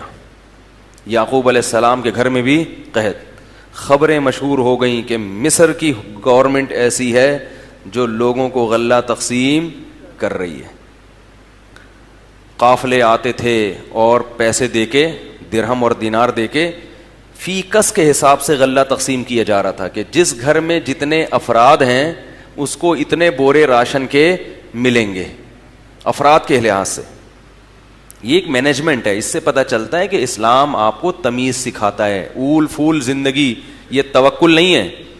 لوگ کہتے ہیں جتنے پیسے کماؤ اڑاؤ, گنو نہیں, اللہ دینے والا ہے. گننا شروع کر دیا تو کیا ہوگا, برکت ختم ہو جائے گی. غلط ہے یہ. ایک گننا وہ ہوتا ہے جو پیسے کی محبت میں ہوتا ہے, ہر وقت گنتا رہتا ہے کتنے پیسے جمع ہو گئے, کتنے پیسے, اور خرچ نہیں کرنا اس کو. یہ گننا حرام ہے. ایک گننا وہ ہوتا ہے تاکہ اسراف اور تبذیر سے بچ سکیں. اسراف کسے کہتے ہیں اور تبذیر کسے کہتے ہیں؟ اسراف کیسے ہیں؟ اپنی ارننگ سے زیادہ خرچ نہ ہو جائے. بھائی جب گنیں گے تو پتہ چلے گا نا کہ میرے گھر میں کتنے ٹماٹر آ رہے ہیں, کتنے پیاز آ رہے ہیں, کتنا شادیوں پہ اڑا رہا ہوں میں, یعنی بچیوں کی, صحیح ہے, اور کتنا میں بیٹوں کی یا بچیوں کی, یا کتنا فضول اڑا رہا ہوں. میری انکم اتنی ہے نہیں اور اڑا زیادہ رہا ہوں, تو اس سے بھی بچت ہو جائے گی. اور دوسرا تبذیر سے بچت ہوگی. تبذیر کہتے ہیں کہ اڑا تو اپنی انکم کے اندر ہی رہا ہے مگر غلط جگہوں پہ اڑا رہا ہے. کیا مطلب؟ جب آپ کیلکولیشن کرو گے, جب آپ کو پتا چلے گا یار اتنے میں نے غل غپاڑوں میں اڑا دیے, کیلکولیشن سے پتا چلے گا کہ یار اتنے پیسوں میں تو میں عمرہ کر سکتا تھا, جو میں نے برگر اور پیزا میں اڑا دیے ہیں. اتنے پیسوں میں تو میں اگر یہ بچا کے رکھتا جو میں نے گٹکے اور پان میں اڑا دیے ہیں, اگر یہ اتنے پیسے میں بچا کے رکھتا تو 6 مہینے میں ایک سیمسٹر کی فیس نکل آتی. یہ کر لیتا, وہ کر لیتا, گاڑی خرید لیتا, موٹر سائیکل خرید لیتا, بہت کچھ. یہ مجھے تجربہ ہے. جب آپ آڈٹ کرتے ہیں اور آپ ہر چیز کو مینج کر کے چلتے ہیں تو آپ کو پتہ چل رہا ہوتا ہے کہ میرے خرچ کرنے میں کہاں کہاں ایرر ہے. اسے سمجھائیں یار, یہ باتیں پولیس کا کام تھا سمجھانا, جو میں سمجھا رہا ہوں آپ, اور پولیس سمجھاتی ہے تو فوراً سمجھ میں آ بھی جاتا ہے. مولوی صاحب سمجھاتے ہیں تو کون سمجھے گا بھائی. تو اس لیے کیلکولیٹ کرنا چاہیے ارننگ کتنی ہے اور خرچ کتنا کرنا ہے. ہاں ایک اشکال ہوگا کہ نبی صلی اللہ علیہ وسلم نے تو صحابہ کو فرمایا, حضرت عائشہ کو فرمایا, لا تو کی فیوقع علیک, روک کے مت رکھو, گنو مت, اللہ بھی پھر گن گن کے دے گا. اشکال ہوتا ہے نا. تو بھائی یہ اعلیٰ درجے کا توکل ہے, کیونکہ وہ اتنا اعلی معیار پر تھے کہ ان کو اگر ایک وقت کا کھانا نہیں ملتا تو وہ پریشان نہیں ہوتے, تو کوئی بات نہیں ملے, کوئی اگلی دفعہ مل جائے گا. تو ایسا ظرف اگر ہے کہ اڑاؤ اور کل کھانا نہ ملے, روٹی نہ ملے, تو کسی کے سامنے ہاتھ نہ پھیلاؤ, کوئی بات نہیں, بھوکے سو جاؤ. اتنا ظرف اگر ہے تو پھر تو ٹھیک ہے, لیکن اتنا ظرف مارکیٹ میں آج کل ہے نہیں. اور شریعت نے ہمیں اس مقام تک اور اس معیار تک توکل کا مکلف بھی نہیں بنایا, یعنی شریعت نے ہم پہ واجب بھی نہیں کیا ہے کہ اتنا توکل کرو. تو ہمیں نارمل جو اسلام کی جو بیسک جو نارمل تعلیمات ہیں نا نارمل لوگوں کے لیے, اسی کو فالو کرنا ہے.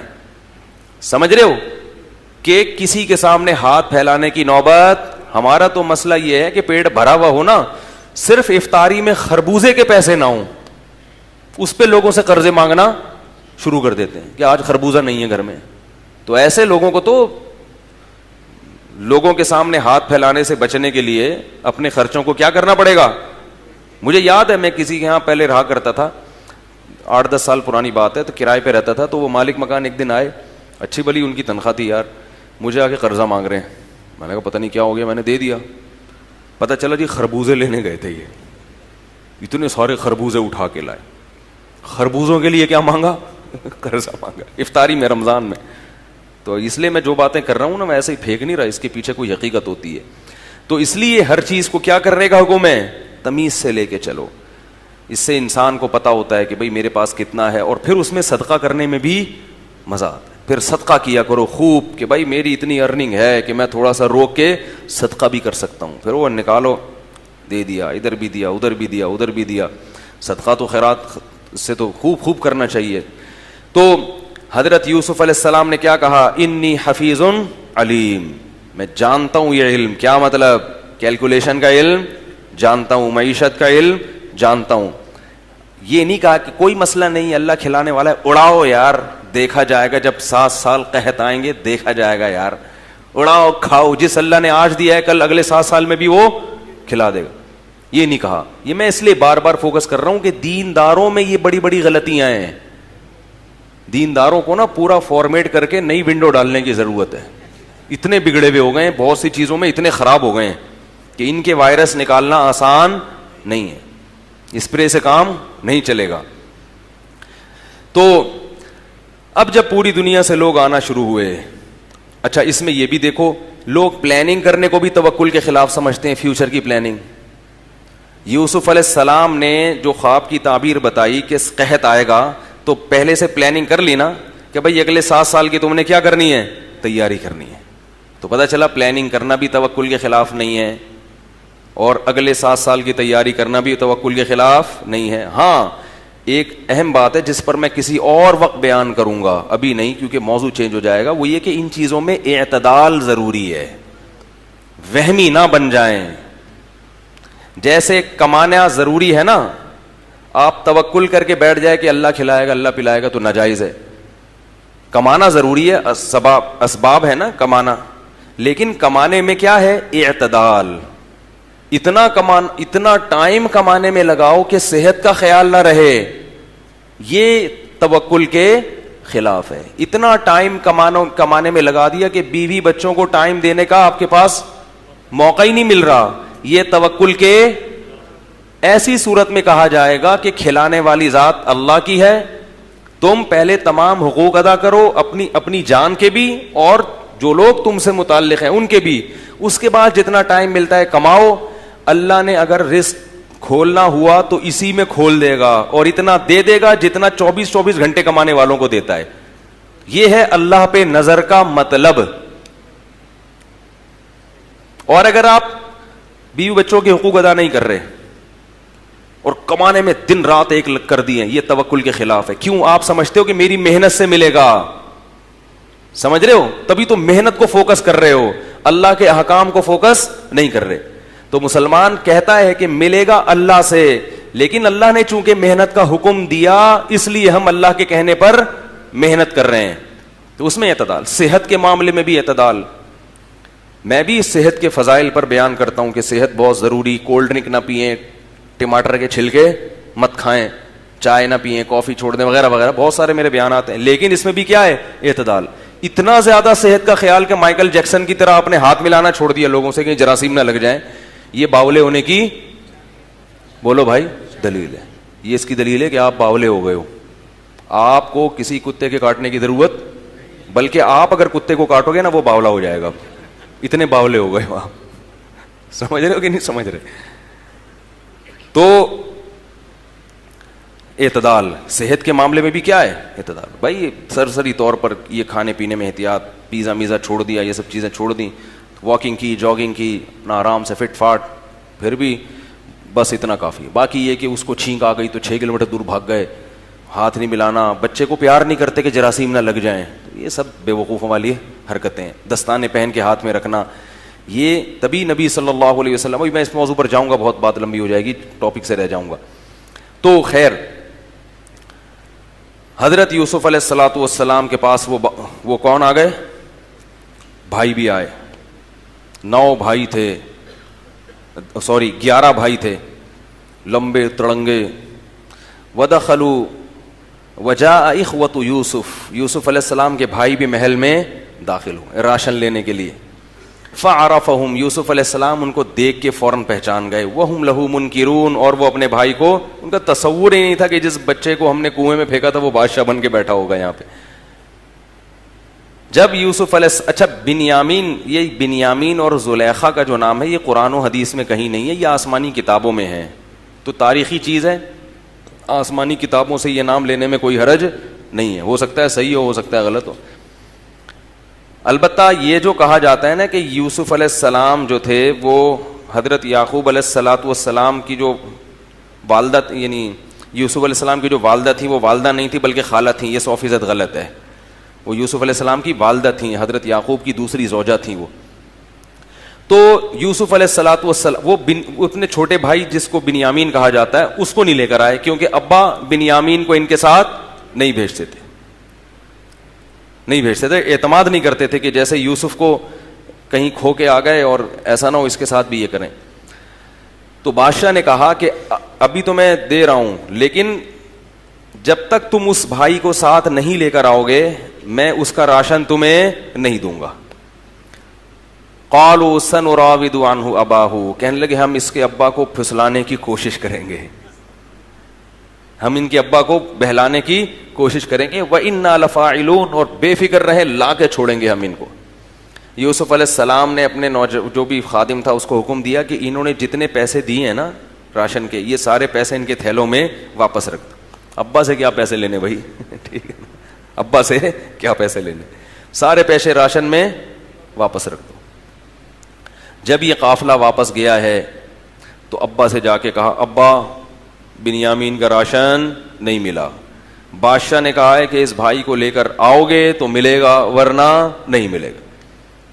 ابا نے کیا کہا, لن ارسلہ معکم هل آمنکم علیہ کما امنتکم علی اخیہ من قبل, اس کے بھائی کے بارے میں تم پر میں نے اعتماد کیا تھا تو ایسے ہی میں تم پر اعتماد کر لوں, یہ ممکن نہیں ہے. تو جب انہوں نے پونجی کھولی تو اس میں جب راشن کھولا تو اپنے پیسے واپس نکل آئے. تو ابا سے کہنے لگے دیکھو کتنا اچھا بادشاہ ہے, ہمارے پیسے بھی واپس کر دیے تو بھائی واپس کیوں نہیں کرے گا, ٹھیک ہے نا, بھائی کو کیسے رکھے گا. تو انہوں نے کہا یعقوب علیہ السلام نے حتیٰ تؤتونی موثقا من اللہ, مضبوط قسمیں جب تک نہیں اٹھاؤ گے نا کہ ہر قیمت پہ بھائی کو واپس لانا ہے, اس وقت تک میں نہیں بھیجوں گا. 11 سب بھائیوں نے مل کے مضبوط قسمیں اٹھائیں کہ ہم ہر قیمت پر اس بھائی کو واپس لے کر آئیں گے. حضرت یعقوب علیہ السلام نے اپنے بیٹوں سے کہا کہ ایک دروازے سے داخل مت ہونا مصر میں, وادخلوا من ابواب متفرقہ, بڑے بڑے ماشاءاللہ خوبصورت بیٹے تھے, ایک دروازے سے جاؤ گے تو نظر لگنے کا, بولو بھائی, خطرہ ہے. اس سے پتہ چلتا ہے اولاد بہت بڑی, 2 بچوں کو نظر, ابے بول لی کرو, بولتے کیوں نہیں یار, ایک تو بڑا مسئلہ ہے. 2-3 بچوں کو نظر, بہت ان بچے کوئی بچے ہی ہیں, اس کو بچے تھوڑی کہتے ہیں, بچوں کے نام پہ مذاق کہتے ہیں ان کو. تو ان کو تھا یار بیٹے ہیں 11, لوگ بولیں گے, اور بیٹیاں اس کے علاوہ تھیں, لوگ بولیں گے کون ہے بھائی خوش قسمت جس کے فیملی پلاننگ والے پتہ کیا بتاتے ہیں, اتنے چھوٹے چھوٹے بچے, اوف کتنی ٹینشن. یہ نہیں بتاتے کہ بھائی یہ جب 11واں بچہ پیدا ہوگا تو پہلا بڑا ہو چکا ہوگا, ایک دم سے 12 نہیں ہو جاتے. اور یہ ہمیشہ بچے رہتے نہیں ہیں, تھوڑے دنوں میں جوانی کی دہلیز پہ قدم رکھ کر باپ کی بھی زینت کا سبب بنتے ہیں اور ماں کی بھی زینت کا سبب بنتے ہیں. المال والبنون زینت الحیات الدنیا, اللہ فرماتے ہیں مال اور بیٹے دنیا کی زینت ہیں. اور بیٹیوں کو کیا فرمایا, والباقیات الصالحات خیر للذین آمنوا, یہ آخرت کے لیے کیا ہیں, ذخیرہ ہیں. تو بیٹیاں بھی ہیں زینت. بیٹیوں کو زینت اس لیے نہیں کہا کہ بیٹی نمائش کی چیز نہیں ہے, اور زینت ہمیشہ نمائش کی چیز ہوتی ہے. اس سے بھی عورت کے پردے کے حکام ثابت ہوتے ہیں کہ بیٹی گھر میں رکھنے کی چیز ہے, دکھانے, زینت کہتے ہیں نا دکھانے کی. بھائی کرتے اچھے پہنے جاتے ہیں دکھانے کے لیے, چھپانے کے لیے. تو بیٹیاں عورت کے سامنے تو آتی ہیں, لیکن جو زینت بنیں گی وہ کس کے, یعنی جو ایک دنیا کے دکھانے کی جو زینت ہوتی ہے وہ کیا, فخر کی چیز, وہ کیا ہوتے ہیں, بیٹے ہوتے ہیں. بیٹیوں پہ آخرت کی بشارتیں ہیں, دنیا کے بھی بہت سے فائدے ہیں کیونکہ اللہ نے اس کو بھی نعمت کے طور پہ بیان کیا. تو کہا کہ مختلف دروازوں سے داخل ہونا, اور یہ بھی کہا کہ ایک دل میں بس ایک کھٹک سی ہے وہ پوری کرنا چاہ رہا ہوں, ہوگا وہی جو اللہ کی مرضی ہوگی. اس سے بھی پتہ چلتا ہے کہ نظر برحق ہے, لیکن اس میں بھی وہمی بننے کی ضرورت. گولے گنڈے والے نے بھی جوتا لٹکایا ہوا ہوتا ہے کہ میرے بزنس کو نظر نہ لگ جائے. بھائی یہ نظر لگا تھا تو یہ گولا گنڈا بن گیا تھا, ٹھیک ہے. آپ کا کروڑوں کا بزنس تھا, اس کو نظر لگی ہے تو یہ کیا بن گیا, گولے گنڈے کا کاروبار بن گیا. اب اس کو مزید لگ کے یہ کدھر جائے, تو یہ وہم ہے بھائی. اسی طرح وہ حلیم کی دیپ والوں نے, رکشے والے نے جوتے لٹکائے ہوئے ہیں کہ نظر نہ لگ جائے. بھائی ٹرک کو نظر لگی تھی تو کیا بنا تھا, رکشا بنا تھا. وہ تو نظر لگتی ہے لیکن کوئی بہت ہی عجیب چیز ہو, ایک دم سے لوگ اس سے مانوس نہ ہو, کسی کی ایک دم عزت ہونے لگے بہت زیادہ, یا کسی کے پاس بیٹھے بیٹھے ایک دم ٹھیک ٹھاک پیسہ آ جائے. ابھی سائیکل پہ گھوم رہا تھا, ایک دم جہازوں میں اڑنا شروع ہو گیا اور لینڈ کروزر میں, اس کو نظر لگنے کا خطرہ ہوتا ہے. تو اس کے پھر شریعت میں اس کو نظر سے بچنے کے طریقے بتائے ہیں اس. تو ورنہ کیسے کالے کلوٹے بیچارے بچے تو سبھی اچھے ہوتے ہیں, لیکن ناک بہہ رہی ہے, رال ٹپک رہی ہے, ماں باپ صبح و شام اس کی نظریں اتار رہے ہیں کہ تم اللہ کا واسطہ اس کی نظر نہ اتارو. ٹھیک ٹھیک, ہاں ماں باپ کو تو سب بچے تو سارے پیارے ہی ہوتے ہیں, لیکن نظر ہر ایک پر نہیں لگتی ہے جو اتنے وہمی ہو رہے ہیں. بہرحال جب بھی کوئی ایسی نعمت آئے, چاہے دینی نعمت ہو دنیاوی نعمت ہو, تو نظر سے بچنے کا اہتمام کرنا چاہیے. اور اس کے لیے کسی عامل پیر کے پاس جانے کی ضرورت نہیں ہے. جو حدیث میں دعائیں ہیں وہ پڑھا کریں, سورہ فلق سورہ ناس کا دم کیا کریں. اور سب سے بڑی بات یہ کہ نعمت کی نمائش ہر ایک کے سامنے نہ کریں. جیسے حضرت یعقوب علیہ السلام اپنے گھر میں تو نہیں اس کا خیال کرتے تھے کہ بیٹا یہاں, وہ تو سب شہر والے جانتے تھے ان کے 11 بیٹے ہیں. مصر میں پہلی دفعہ جا رہے ہیں یا دوسری دفعہ جا رہے ہیں, تو وہاں نظر لگنے کا خطرہ ہے. کون, اور پھر تھے بھی بڑے خوبصورت. یوسف علیہ السلام کو آدھا حسن دیا تھا, تو کچھ تو لک آیا ہوگا نا بھائیوں میں. کیا خیال ہے بھائی, کچھ تو بھائیوں میں بھی آیا ہوگا نا. بھائی بھی تو کچھ مشابہ ہوتے ہیں کہ نہیں ہوتے. تو جب یہ داخل ہو گئے, بنیامین کو بھی ساتھ لے کر گئے ہیں, تو یوسف علیہ الصلوۃ والسلام نے اپنے بھائی کو بلایا اور اس کو آرام سے کہا کہ میں تمہارا بھائی کیا ہوں, یوسف, سگا بھائی. اور یہ بھی پتہ چلتا ہے کہ یہ دوسرے بھائی اس بھائی پر بھی ظلم کر رہے تھے. اس بیچارے کی ناک میں دم کیا ہوا تھا. تو کہا کہ اب تم بے فکر رہو اور مایوس مت ہو, اور بتا دیا کہ کسی بہانے سے میں تمہیں اپنے پاس رکھوں گا. کیا بہانہ کیا؟ فلما جہزہم بجہازہم, یہ سب اللہ کے حکم سے کر رہے تھے یوسف علیہ السلام. اللہ کا حکم تھا کہ یعقوب علیہ السلام کو مزید آزمانا ہے. تو سارا راشن جب ان کا کیا ہے نا, تو بنیامین کے تھیلے میں پیالہ ڈال دیا بادشاہ کا. بنیامین کے تھیلے میں کیا ڈال دیا؟ بادشاہ کا پیالہ. جب یہ قافلہ چلا ہے واپس, ایک شخص نے ندا کی, ایتھا العیر انکم لسارقون, اے لشکر والو تم تو چور ہو. بادشاہ کا اتنا قیمتی پیالہ لے گئے. اس سے بھی پتہ چلتا ہے کہ بادشاہ ہو یا کوئی اونچے طبقے والا ہو, تو اس کو اپنے لباس اپنا پوشاک اچھا رکھنا یہ بھی توکل کے خلاف. بولو یار. لوگ کہتے ہیں حضرت عمر کے اتنے پیوند ہوتے تھے اور ہمارے صدر کو دیکھو. ہیں بھائی, تو ٹھیک ہے, میں نہیں کہہ رہا آپ اپنے صدر کو دیکھیں, لیکن کوئی اچھے عہدے پر ہو تو اس کے لیے اچھا لباس اچھا کپڑا. باقی حضرت عمر کے کیوں ہوتے تھے وہ ایک الگ بات ہے. شریعت میں یہ منع. حضرت معاویہ بہت اچھا لباس پہنتے تھے. لوگوں نے پوچھا, بلکہ امیر المومنین نے ان کو تنبیہ کیا, آپ اتنا اچھا. انہوں نے کہا کہ میں یہ نہیں پہنوں گا, میری عزت نہیں ہوگی. یہ لوگ بادشاہ کی عزت نہیں کرتے اگر اس کے کپڑے اچھے نہیں ہیں. تو اس زمانے میں لباس کی بہت اہمیت ہے. لباس سے انسان کی پرسنالٹی کا, آپ کتنے پہنچے ہوئے ہو, دھوتی بنیان پہن کے کہیں چلے جاؤ کوئی بھی نہیں مانے گا. تو ایک ماحول کبھی, شریعت نے اس بارے میں ہمیں یہ نہیں کہا کہ پھٹے ہوئے کپڑے ہی پہنو, شریعت نے آزاد رکھا ہے. باقی وہ حضرت عمر, ان کا مزاج ایسا تھا, ان کو دنیا سے طبعی طور پر نفرت تھی, تو اس لیے یہ بھی غلط ہے. حضرت حکیم اختر صاحب سے کسی نے, ابھی پھر وہ باتوں پہ بات چلی جائے گی, موضوع رہ جائے گا. تو وہ کیا ہوا کہ یوسف علیہ الصلوۃ والسلام نے, اچھا وہ پیچھے سے آواز ماری کہ تم کیا ہو, چور ہو. جب آواز ماری ہے کہ چور ہو, تو انہوں نے کہا وَأَقْبَلُوا عَلَيْهِمْ مَاذَا تَفْقِدُونَ, تم وَاللَّهِ مَا جِئْنَا, اللہ کی قسم ہم زمین میں فساد مچانے والے نہیں ہیں, وَمَا كُنَّا سَارِقِينَ, اور ہم چور نہیں ہیں. یہ مجھے آیت پڑھنے پہ بڑا مزہ آتا ہے. کیا مطلب؟ ٹھیک ہے ہم نے جیلسی میں بھائی کو باپ سے دور کر دیا, لیکن پیغمبر کے بیٹے ہیں چور. چور تو بڑے نیچ اور گھٹیا خاندان کے لوگ ہوتے ہیں, تھے تو بہرحال پیغمبر کی اولاد نا. اور حسد بھی کیوں ہوا؟ پیسوں کی وجہ سے نہیں, باپ کا چہرہ حاصل کرنے کے لیے. یہ بھی تو انسان کے خاندانی ہونے کی دلیل ہے. باپ کی محبت چاہیے. ایسا نہیں کہ کسی لڑکی کے عشق میں حسد ہو رہا ہے کہ میں بھی ان کو پسند کرتا ہوں, وہ بھی اس کو پسند کرتے ہیں, تو اس کی شادی نہیں ہو میری شادی ہو. آج کل ان چیزوں پہ حسد چل رہا ہے.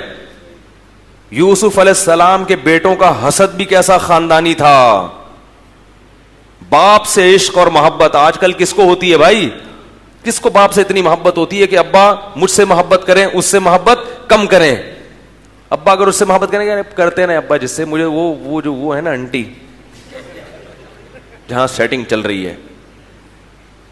تو کیونکہ پیغمبر کے بیٹے ہیں نا, تو جیلیسی بھی کسی معمولی چیز پہ نہیں ہو رہی. پیغمبر باپ ہے اور اتنا تقوی والا, اس کا چہرہ یخلو لکم وجہ ابیکم, الفاظ دیکھو قرآن کے, کہ اس بھائی کو کہیں کنویں میں ڈال دو, باپ سے دور کر دو, کوئی اٹھا کے لے جائے گا, دور ہو جائے گا باپ سے, تمہارے لیے تمہارے باپ کا چہرہ خالی ہو جائے گا,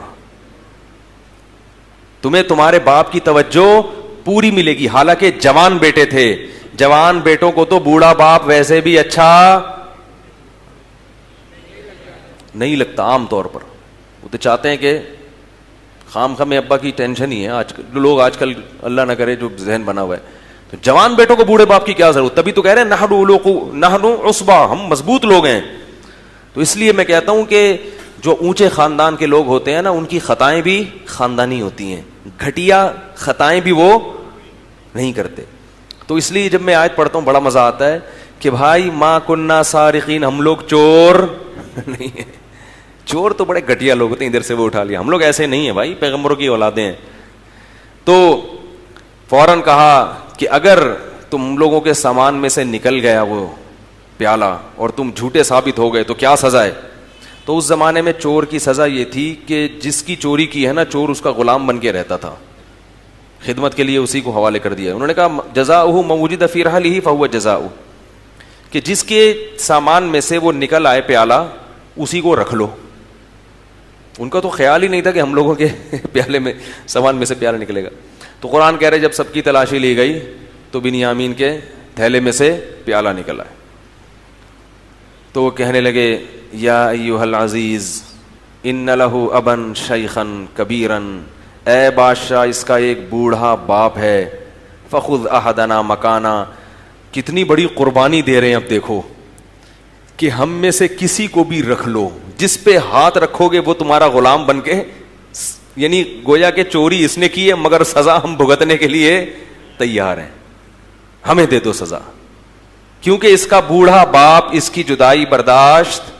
دیکھو اللہ کے فیصلے کیسے ہوتے ہیں, باپ کا ابھی ایک غم ختم نہیں ہوا ہے, محبوب ترین بیٹا وہ چھین لیا, کتنا عرصہ لگ گیا, اللہ دوسرا بیٹا بھی چھین رہا ہے.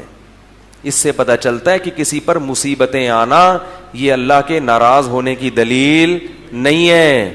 آج بھی تھوڑی دیر پہلے کسی کا فون آیا, میرے ساتھ یہ مسئلہ, میرے ساتھ یہ مسئلہ, مجھ سے پتہ نہیں کوئی گناہ ہو گیا ہے, میں کیا کروں. میں نے کہا کوئی گناہ نہیں ہوا, اللہ آپ کو اپنے قریب کرنا چاہتا ہے, ورنہ مولوی کو کدھر فون کرتے تم, کیا خیال ہے بھائی؟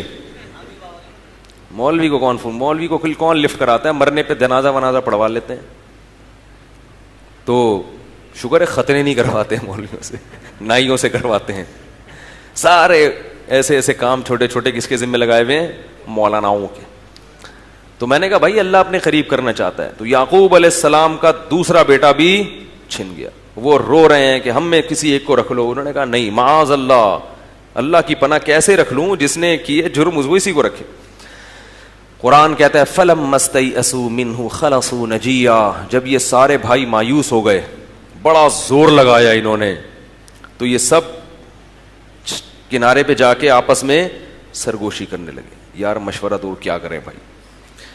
قال کبیرہم, جو بڑا تھا نا بڑا بھائی, اس نے کہا الم تعلموا, تم جانتے نہیں کہ باپ سے کتنی مضبوط قسمیں لی تھی ہم نے, اور اس سے پہلے یوسف کے بارے میں ہم نے کیا کیا ہے, لہذا لن ابرح الارض, میں تو یہیں رہوں گا. بڑا ہونے کا ناجائز فائدہ ہر دور میں اٹھایا جاتا رہا ہے. میں کیا میں گھر نہیں جاؤں, حتی یأذن لی ابی, جب تک ابا مجھے خود نہیں بلائے گا, او یحکم اللہ لی, یا اللہ مجھے موت نہیں دے دے گا, میں ادھر ہی پڑ جاؤں گا, مر جاؤں گا, کوئی بات نہیں, قحط سے مر جاؤں, بھوک سے مر جاؤں. ارجعوا الی ابیکم, تم سب جاؤ باپ کے پاس, فقولوا, اور جا کے کہو, یا ابانا ان ابنک سرق, ابا آپ کے بیٹے نے چوری کر لی ہے, وما علمنا وما شہدنا الا بما علمنا, ہم وہی کہہ رہے ہیں جس کا ہمیں علم ہے, اور ہمیں غیب کا علم نہیں تھا کہ بیٹا یہ کام بھی کر سکتا ہے, یہ حرکت بھی کر لے گا یہ. اور ابا کو کہو واسأل القریۃ التی کنا فیہا, ابا آ کے خود بستی والوں سے پوچھ لو, اور جو قافلے آ رہے ہیں ان سے پوچھو. وَإِنَّا لَصَادِقُونَ, اللہ کی قسم ہم سچ بول رہے ہیں. پوری سمجھا کے نا, پوری کہانی ایسے جا کے ابا کو سمجھانا, ہم ادھر ہی ہیں آرام سے, ہم نہیں جائیں گے, ہم نہیں جائیں گے. اب یعقوب علیہ السلام کدھر تفتیش کے لیے جاتے ہو, تو بوڑھے ہو گئے تھے. جیسے ہی بیٹوں نے آ کے یہ بتایا, جب یوسف علیہ السلام کی خبر دی تھی کہ بھیڑیے نے کھا لیا, تو یعقوب علیہ السلام نے یہ کیا کہا تھا, بل سولت لکم انفسکم امرا, جھوٹ بول رہے ہو, تم نے کوئی چیز خود سے کوئی کہانی گڑھ لی ہے. اور واقعی اس وقت یعقوب علیہ السلام صحیح کہہ رہے تھے. اب جب بیٹوں نے آ کے بتایا کہ ابا اس نے چوری کی اور ایسا ہو گیا, یعقوب علیہ السلام جانتے تھے میرا بیٹا چوری نہیں کر سکتا تھا, یہ بھی کیا کر رہے ہیں, گڑھ رہے ہیں. یہاں بھی وہی الفاظ, بل سولت لکم انفسکم امرا, تمہارے نفسوں نے ایک نئی چیز گڑھ لی ہے. پہلے بھی کہا فصبر جمیل, صبر کے علاوہ کوئی راستہ نہیں ہے. اب بھی کہا فصبر جمیل, صبر کے علاوہ کوئی راستہ نہیں ہے. اس سے پتہ چلتا ہے کہ پیغمبر عالم الغیب, حالانکہ اب وہ بیٹے اپنے خیال کے مطابق صحیح کہہ رہے تھے. اس سے پتہ چلتا ہے کہ بھائی ہم یقین کو نہیں جانتے, ہم قرائن کو دیکھ کر اندازے لگاتے ہیں, اور وہ قرائن کبھی غلط بھی ہو سکتے ہیں. اب جب صبر جمیل کیوں, کہ بیٹوں کا کیا اکھاڑیں گے بھائی, بیٹوں کو کیا بگاڑ سکتے, کہاں سے نکلوائیں ان کو. تو کیا کہہ رہے ہیں, صبر جمیل اس صبر کو کہتے ہیں جس میں ذرہ برابر بھی اللہ سے شکایت نہ ہو کہ اللہ یہ تو نے میرے ساتھ کیا کر دیا. اب زبان سے تو شکر کے الفاظ, صبر کے الفاظ, لیکن اندر کی حالت قرآن بیان کرتا ہے کہ جب دوسرا بیٹا بھی گیا تو وَتَوَلَّى عَنْهُمْ, اپنے بیٹوں سے منہ موڑا اور کہنے لگے یا اسفا علی یوسف, ہائے افسوس یوسف پر. وَابْيَضَّتْ عَيْنَاهُ مِنَ الْحُزْنِ, اور غم سے روتے روتے ان کی آنکھوں کی بینائی چلی گئی. اور وَابْيَضَّتْ عَيْنَاهُ مِنَ الْحُزْنِ, حزن سے روتے روتے ان کی آنکھوں کی بینائی چلی گئی, اور دل ان کا کیا کر رہا تھا, کڑ رہا تھا. تو ان کی جو بیٹیاں تھیں اور دوسرے جو بہویں یا جو بھی گھر کی عورتیں, انہوں نے کہا تاللہ تفتأ تذکر یوسف حتی تکون حرضا او تکون من الہالکین, اللہ کی قسم آپ اب تک یوسف کو یاد کر رہے ہو, کہیں آپ کی موت واقع نہ ہو جائے. تو یعقوب علیہ السلام جواب میں کیا کہتے ہیں, انما اشکو بثی وحزنی الی اللہ, میں اپنا غم اللہ کے سامنے بیان کر رہا ہوں, تمہارے سامنے بیان نہیں کر رہا. وَأَعْلَمُ مِنَ اللَّهِ مَا لَا تَعْلَمُونَ, اللہ کے بارے میں وہ کچھ جانتا ہوں جو تم نہیں جانتے. مجھے پتا ہے کہ یہ غم ہے, لیکن اس میں میرے رب کی کوئی نہ کوئی مصلحت ہے, کیونکہ محبوب جب محبوب کو تکلیف دیتا ہے وہ تکلیف کسی راحت کا پیش خیمہ ہوتی ہے. رو بھی رہے, آنکھوں کی بینائی بھی چلی گئی, مگر زبان سے کیسے صبر کے الفاظ کہہ رہے ہیں. اور پھر بیٹوں سے کہا کہ مجھے پتا ہے کہ نہ یوسف قتل ہوا, نہ اسے بھیڑیے نے کھایا, نہ بنیامین, جاؤ دونوں بیٹوں کو تلاش کر کے لے کر آؤ.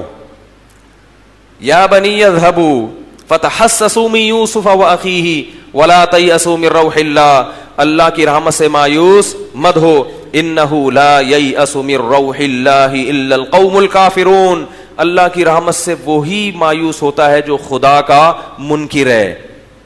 دیکھو ہمیں جب غم پہنچتا ہے نا, ہم کیسی الٹی الٹی باتیں, یار اللہ کو میں ہی ملا تھا تکلیف پہنچانے کے لیے, میری تو قسمت میں خوشی ہے ہی نہیں, ایک مصیبت ختم نہیں ہوتی دوسری, مجھے تو لگتا ہے کہ اللہ نے میرے ساتھ ہی پتہ نہیں میں ہی ملا ہوں.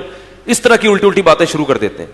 بھائی ہم غلام ہیں, غلام کی نہیں چلتی, چلے گی کس کی, اللہ کی چلے گی. تو کہہ رہے کہ اللہ کی رحمت سے مایوس مت ہو. کتنا حوصلہ ہے دیکھو. اب بیٹے دوبارہ راشن لینے کے لیے گئے اور لٹے پٹے, پونجی بھی کیا ہو گئی, ختم, تھوڑی سی رہ گئی. تو گئے ہیں, فلما دخلوا علیہ, جب بادشاہ کے پاس گئے کہنے لگے یا ایھا العزیز, اے بادشاہ, مسنا واہلنا الضر, ہمیں اور ہمارے گھر والوں کو بڑی تکلیفیں پہنچ رہی ہیں, بڑے غم آئے ہیں. جیسے آدمی غریب ہوتا ہے نا تو کہتا ہے یار بھائی بھی بیمار ہے, بہن بھی بیمار ہے, یہ بھی مسئلہ یہ بھی مسئلہ, ایک تو غربت اوپر سے، قحط اوپر سے، اور درجنوں مسائل. مسئلہ واہلنا الضر، بڑی قسم پرسی میں آئے ہیں، بڑے غم پہنچے ہیں ہمیں، بتا نہیں رہے کیا غم ہے. وجینا ببضاعۃ مزجاۃ، اور راشن کے جتنے پیسے ہونے چاہیے تھے نا وہ پیسے بھی ہمارے پاس نہیں ہے. پونجی بھی جتنی آپ نے ریٹ طے کی ہے نا وہ ریٹ ہمارے پاس نہیں ہے. فاوفی لنا الکیل، تو آپ ایسا کریں کہ پیسے تھوڑے لے لیں اور راشن پورا دے دیں. فاوفی لنا الکیل وتصدق علینا، اور صدقہ کر دیں ہمارے اوپر. ان اللہ یجزی المتصدقین، اللہ صدقے کرنے والوں کو اچھی جزا دیتا ہے، اللہ آپ کو اس کا اجر دے گا. جب یوسف علیہ السلام نے دیکھا نا کہ یہ بالکل قسم پرسی میں مبتلا ہو گئے ہیں، بہت سخت ٹینشن میں ہیں، تو یوسف علیہ السلام نے کہا هل علمتم ما فعلتم بیوسف واخیہ اذ انتم جاہلون، تمہیں پتا ہے کہ تم نے یوسف اور اس کے بھائی کے ساتھ کیا کیا تھا. جب بھائیوں نے یہ الفاظ سنے ہیں تو فوراً کہتے ہیں اِنَّكَ لَأَنْتَ یوسف، کہیں آپ یوسف تو نہیں ہو. کیسے انہوں نے اندازہ لگایا دیکھو کہ بھئی یہ واقعہ تو یوسف کے علاوہ کسی کو معلوم تھا ہی نہیں، اور یقیناً شباہت بھی تھوڑی تھوڑی تو آتی ہوگی نا، کنفیوز تو تھے. جیسے ہی یہ کہا، سوال کا جواب نہیں دیا کہ ہم نے کیا کیا کیا نہیں کیا. جب انہوں نے کہا کہ تمہیں پتا ہے یوسف کے ساتھ تم نے کیا کیا، تو فوراً پکار اٹھے اِنَّكَ لَأَنْتَ یوسف، کیا واقعی تم تو یوسف نہیں ہو. قال انا یوسف، یوسف علیہ السلام نے کہا ہاں میں یوسف ہوں اور یہ میرا بھائی. قد من اللہ علینا، تحقیق اللہ نے ہم پر بہت بڑا احسان کیا. انہو، اور بات یہ ہے، کیسا عجیب کلام ہے. انہو کا مطلب کیا ہے؟ یہ ضمیر شان کہلاتی ہے. قصہ یہ ہے، ایکچولی مسئلہ یہ ہے، بات یہ ہے، من یتقی ویصبر، جو تقوی اختیار کرتا ہے اور صبر سے کام لیتا ہے، فإن اللہ لا یضیع اجر المحسنین، ایسے نیک لوگوں کی محنت کو اللہ ضائع نہیں کرتے، ضائع نہیں کرتے. تو فوراً جو حسد کا شکار تھے نا، جو تھوڑی سی نعمت پہ جل رہے تھے کہ اس کو اچھے اچھے خواب کیوں آ رہے ہیں، ٹھیک ہے نا، اور ابا کا لاڈلا کیوں ہیں، اب تو بالکل جل کے ختم ہو جانا چاہیے تھا کہ تو بادشاہ بن گیا. اب کیا کہہ رہے ہیں؟ تاللہ لقد آثرک اللہ علینا، اللہ کی قسم اللہ نے تجھے ہم پر ترجیح دی ہے. وہ حسد کیا ہو گئی؟ ختم. کتنا جلیں، کتنا حسد کریں. جب اللہ کسی کو نوازنا چاہے تو ہم جل جل کے حسد کر کے اپنا ہی خون جلا سکتے ہیں. ہم نے تو اس کا نقصان پہنچانے میں کوئی کسر نہیں چھوڑی تھی. اور حاسد کبھی جس سے حسد کرتا ہے اس کے منہ پہ اس کی تعریف نہیں کرتا، لیکن اب منہ پہ تعریف کر رہے ہیں. تاللہ لقد آثرک اللہ علینا، اللہ کی قسم اللہ نے تجھے ہم پر فضیلت دی ہے. وَإِن كُنَّا لَخَاطِئِينَ، اور ہم واقعی گنہگار تھے، ہم سے غلطی ہوئی. یوسف علیہ السلام نے فوراً کہا لا تثریب علیکم اليوم، تم پر کوئی گناہ نہیں ہے، کوئی سزا نہیں ہے. یغفر اللہ لکم، اللہ بھی تمہیں کیا کرے؟ معاف کر، کچھ نہیں، بھول جاؤ کیا ہوا تھا.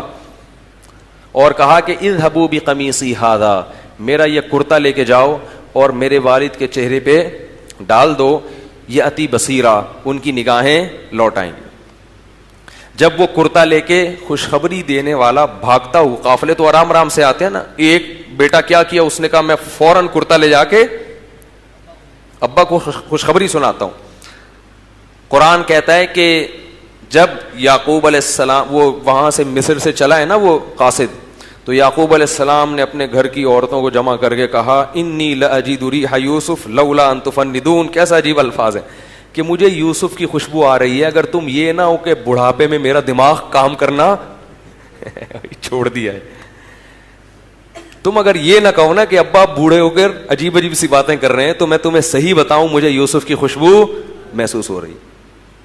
تو وہ گھر کی عورتوں نے کیا کہا؟ تاللہ انک لفی ضلالک القدیم، ابا ابھی تک پرانی غلطی میں ہی پڑے ہوئے ہو، بڑھاپے میں وہ پرانی باتیں یاد آ رہی ہیں. فلما ان جاء البشیر، فرمایا جب خوشخبری دینے والا آیا اور کرتا ابا کی آنکھوں پہ ڈالا اور بینائی واپس لوٹ آئی.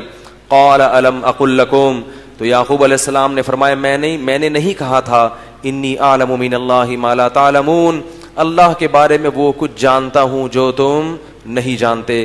سب بیٹے پہنچ گئے, کہنے لگے یا ابانا استغفر لنا, اے ابا ہمارے لیے اللہ سے توبہ کیجیے. اللہ سے کیا کریں؟ استغفار کریں, بڑا جرم ہوا ہم سے. یعقوب علیہ السلام نے فرمایا سوف استغفر لکم ربی, ان قریب اپنے رب سے تمہارے لیے معافی مانگوں گا. یہ ان قریب کیوں کہا؟ علماء نے لکھا ہے کہ تہجد کے وقت کا انتظار کر رہے تھے. تہجد میں دعائیں بولو بھائی زیادہ قبول ہوتی ہیں. تو اللہ تعالیٰ وہ قرآن میں ہے کہ یوسف علیہ السلام نے بھائیوں کو یہ بھی کہا کہ وَأْتُونِي بِأَهْلِكُمْ أَجْمَعِينَ, پورے خاندان کو لے کے کہاں جاؤ؟ مصر میں. کہتے ہیں کہ یعقوب علیہ السلام اکیلے تھے جب کنوارے تھے, اور اب جب یعقوب علیہ السلام شام سے چلے ہیں مصر, تو 90 افراد تھے خاندان کے. اس لیے بڑا خاندان اللہ کی بولو بھائی نعمت ہے, بڑھاپے میں عزت اور عظمت کا سبب بنتا ہے. اور چھوٹا خاندان فیملی نہیں ہے تو محبت کیا, بلیاں پالنی پڑیں گی تمہیں محبت کے لیے, کتے پالنے پڑیں گے. دیکھو یورپ کا حشر کیا ہوا ہے, کتے بلیوں سے دل بہلا کے زندگی گزار رہے ہیں, محبتیں ہی نہیں ملتی. انسان کو اللہ نے فیملی کی شکل میں پیدا کیا, اسے محبت چاہیے. تنہائی میں پیدا انسان کا یہ آپ کہتے ہیں نا انسیت, انسیت یہ الف نون اور سین, یہ انسان جو ہے نا یہ انسیت سے نکلا ہے, اور اس کی اپوزٹ ہے وحشت, وحشی جانور. تو اگر انسان کو انسان نہیں ملے گا تو انسیت نہیں ملے گی, وحشت ہوگی اس کو, تنہائی میں ہوگی اس کی. خیر, تو بس میں ابھی اس کو ختم کرتا ہوں, پھر باقی واقعہ کل بیان کریں گے, وقت بہت زیادہ ہو گیا. تو بہرحال یہ قافلہ پھر گیا ہے کہاں؟ یعقوب علیہ السلام اپنی گھر اہلیہ کے ساتھ اور بچوں کے ساتھ, بہوؤں کے ساتھ, پوتوں کے ساتھ, نواسوں کے ساتھ, اور پوتوں کی بیویوں کے ساتھ, اور نواسیوں کے شوہروں کے ساتھ ٹھیک ہے, پورے 90 افراد کو لے کر مصر کی طرف جا رہے ہیں. تو یعقوب علیہ السلام نے آپ کا شاندار استقبال کیا, ان کو ٹھکانہ دیا. ورفع ابویہ علی العرش, اور اپنے والدین کو اپنے ساتھ بادشاہ کے تخت پہ بٹھایا. وخروا لہ سجدا, اور وہ 11 بھائی سجدے کے اندر سجدے میں گر گئے یوسف علیہ السلام کے. اس زمانے میں سجدہ جائز تھا, بادشاہ کو سجدہ کیا جاتا تھا. جیسے ہی سجدے میں گرے ہیں تو یوسف علیہ السلام اپنے والد سے کہتے ہیں ھذا تأویل رؤیایا, ھذا تأویل رؤیایا من قبل قد جعلها ربی حقا, اے میرے ابا یہ اس خواب کی تعبیر ہے جو اللہ نے مجھے دکھایا تھا. 11 ستارے سجدہ کر رہے ہیں, یہ ہیں وہ 11 ستارے. آج کل فلمی ستاروں کو ستارہ کہا جاتا ہے ٹھیک ہے. تو یہ کیا ہے بھائی, کیا ہیں 11 ستارے ہیں جو مجھے سجدہ کر رہے ہیں. قد جعلها ربی حقا, میرے رب نے اس خواب کو سچا کر دکھایا. وقد احسن بی, اب ابا سے ملاقات ہو رہی ہے نا, تو ماضی کی پوری کارگزاری جب ہوتی ہے ملاقات تو پوچھتے ہیں نا کیا ہوا تھا. ہم ہوتے تو ہم کیسے کہانی سناتے, ہم ساری نیگیٹو باتوں کو ہائی لائٹ کرتے, پازیٹو چیزوں کو پی جاتے. ہم کہتے ابا میرے تو انہوں نے جو ہے نا یہ سب کس کی وجہ سے ہوا ہے, بھائیوں پر ایک, کیونکہ جب معاف کر دیا نا تو دل سے معاف, اب طنز نہیں ہوگا. کیا کہہ رہے ہیں, من بعد ان نزغ الشیطان بینی و بین اخوتی, شیطان نے ہمارے بھائیوں کے دلوں میں کچھ بغض ڈال دیا تھا جس کی وجہ سے ایسا ہو گیا. کہ اس بلی کس پہ ڈال رہے ہیں, شیطان پہ بلی ڈال رہے ہیں. یہ ادب سکھایا ہے کہ جب کسی غلطی کو معاف کرو تو پھر اس کو تانا مت دو. جب معاف کر دیا تو بھائی معاف کر دیا, ختم, بھول گئے کیا ہوا تھا. آج غلطی معاف کرنے کے بعد بھی طنز یہی ہے, یہی ہے, بار بار اسے بولیں گے یہ ہے. وہ میرا چھوٹا بیٹا ہے نا اتنا سا, تو پتہ نہیں کچھ انہوں نے شرارت کی, تو میں نے اس سے پوچھا کہ کس نے کیا یہ, تو ایسے کرتا ہے, دیکھیں وہ یہ بھی چاہ رہا ہے کہ وہ بہن کا پتہ بھی نہ چلے کہ اس کی طرف اشارہ کر رہا ہوں, تو مجھے اشارہ کر کہہ رہا ہے ایسے کر, چھوٹا سا بالکل 3-4 سال کا, کرے ایسے کر کے. میں نے کہا بہت گھننا ہے, ایسے چپکے سے اشارہ کر رہا ہے, اس پہ بلی ڈال رہا ہے, کس نے کیا اس کو پکڑو. تو یعقوب علیہ السلام نے کیا کہا, کوئی نیگیٹو بات نہیں, شکر شکر, خوش رہنا اس چیز کو تو کہتے ہیں. چھوڑو یار کنویں میں گئے تھے, چھوڑو بھائیوں نے نفرت کی, شیطان نے کیا کر دیا ان کو, اصل میں شیطان نے ورغلا دیا تھا, شیطان نے غلط پٹیاں پڑھا کے غلط راستے پہ ڈال. تو ساری پازیٹو چیزیں ذکر کر رہے ہیں کہ پہلی پازیٹو چیز دیکھو ابا, اللہ نے مجھے خواب دکھایا, اور میرے رب نے وہ خواب سچا کر کے دکھایا. وقد احسن بی, اور اس سے پہلے بھی رب نے مجھ پر احسانات کیے ہیں, اس سے پہلے بھی. وہ احسانات کیا ہے کہ مجھے کنویں سے نکالا اور مجھے جیل سے نکالا. جانے کا ذکر نہیں ہو رہا, جیل میں نکلنے کا ہو رہا ہے. بہت سے لوگ جیل میں جاتے ہیں, نکلنا نصیب نہیں ہوتا. بہت سے کنووں میں گرتے ہیں, نکلنا نصیب نہیں ہوتا. پازیٹیو چیزوں کو دیکھنا چاہیے. اللہ نے کوئی تکلیف دی ہے تو بہت سی تکلیفوں سے بچایا ہوا بھی ہے. ایک کنوارے کا فون آیا, سڑا ہوا کنوارا نہیں ہوتا معذرت کے ساتھ, جو بیوی کی تلاش میں جس نے زندگی گزار دی ہو, تو ہر وقت جلتا بھنتا, ایسا اس کی اسٹائل سے لگ رہا تھا کہ یہ بیچارہ دھواں نکل رہا ہے اس میں سے.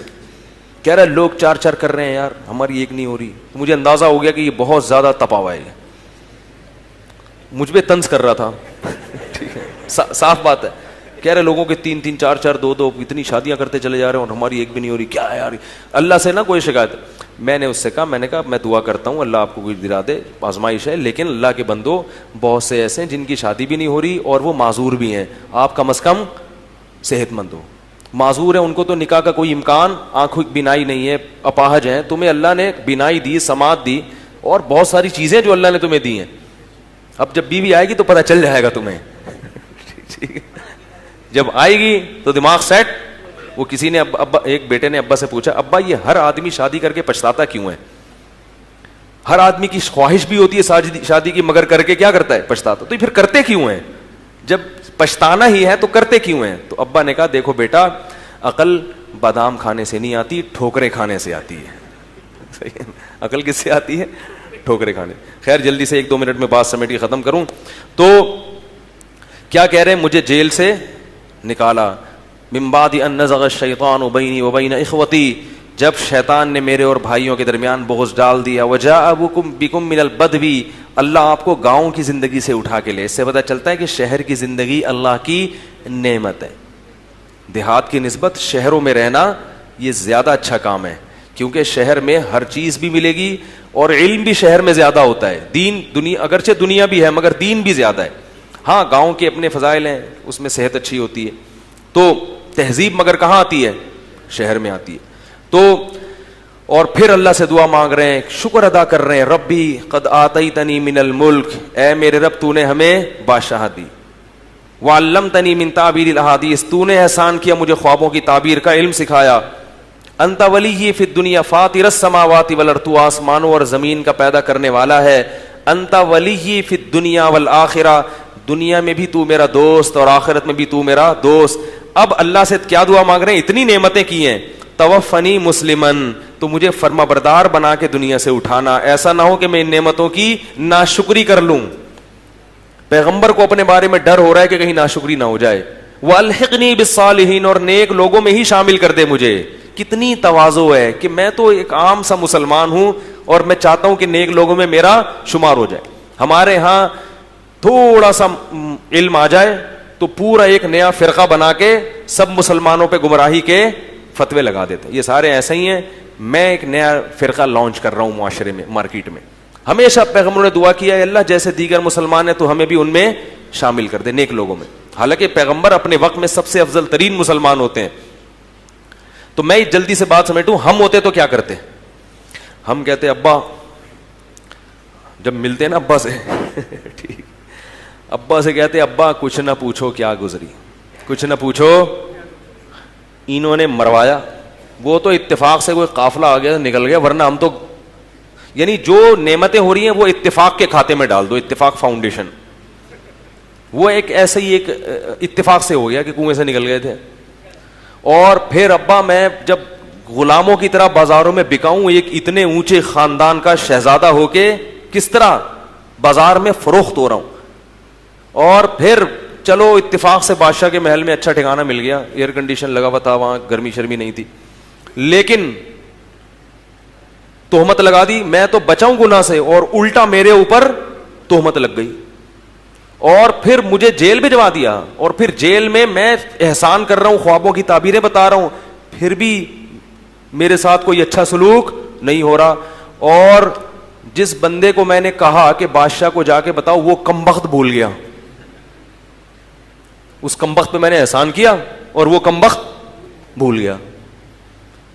تو یہ تو اللہ کا پتہ نہیں کیا معاملہ ہے, لگ رہا ہے کسی نے کچھ کر دیا ہے.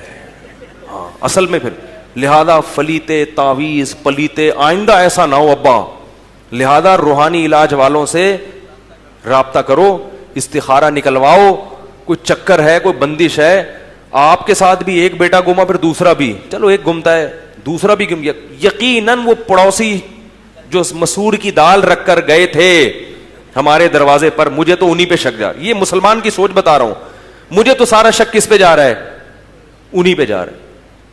مسور کی دال گیٹ پہ رکھ کے چلے جائیں, کسی کو پاگل ہو جائے گا, اس کو پتہ نہیں کیا کر دیا.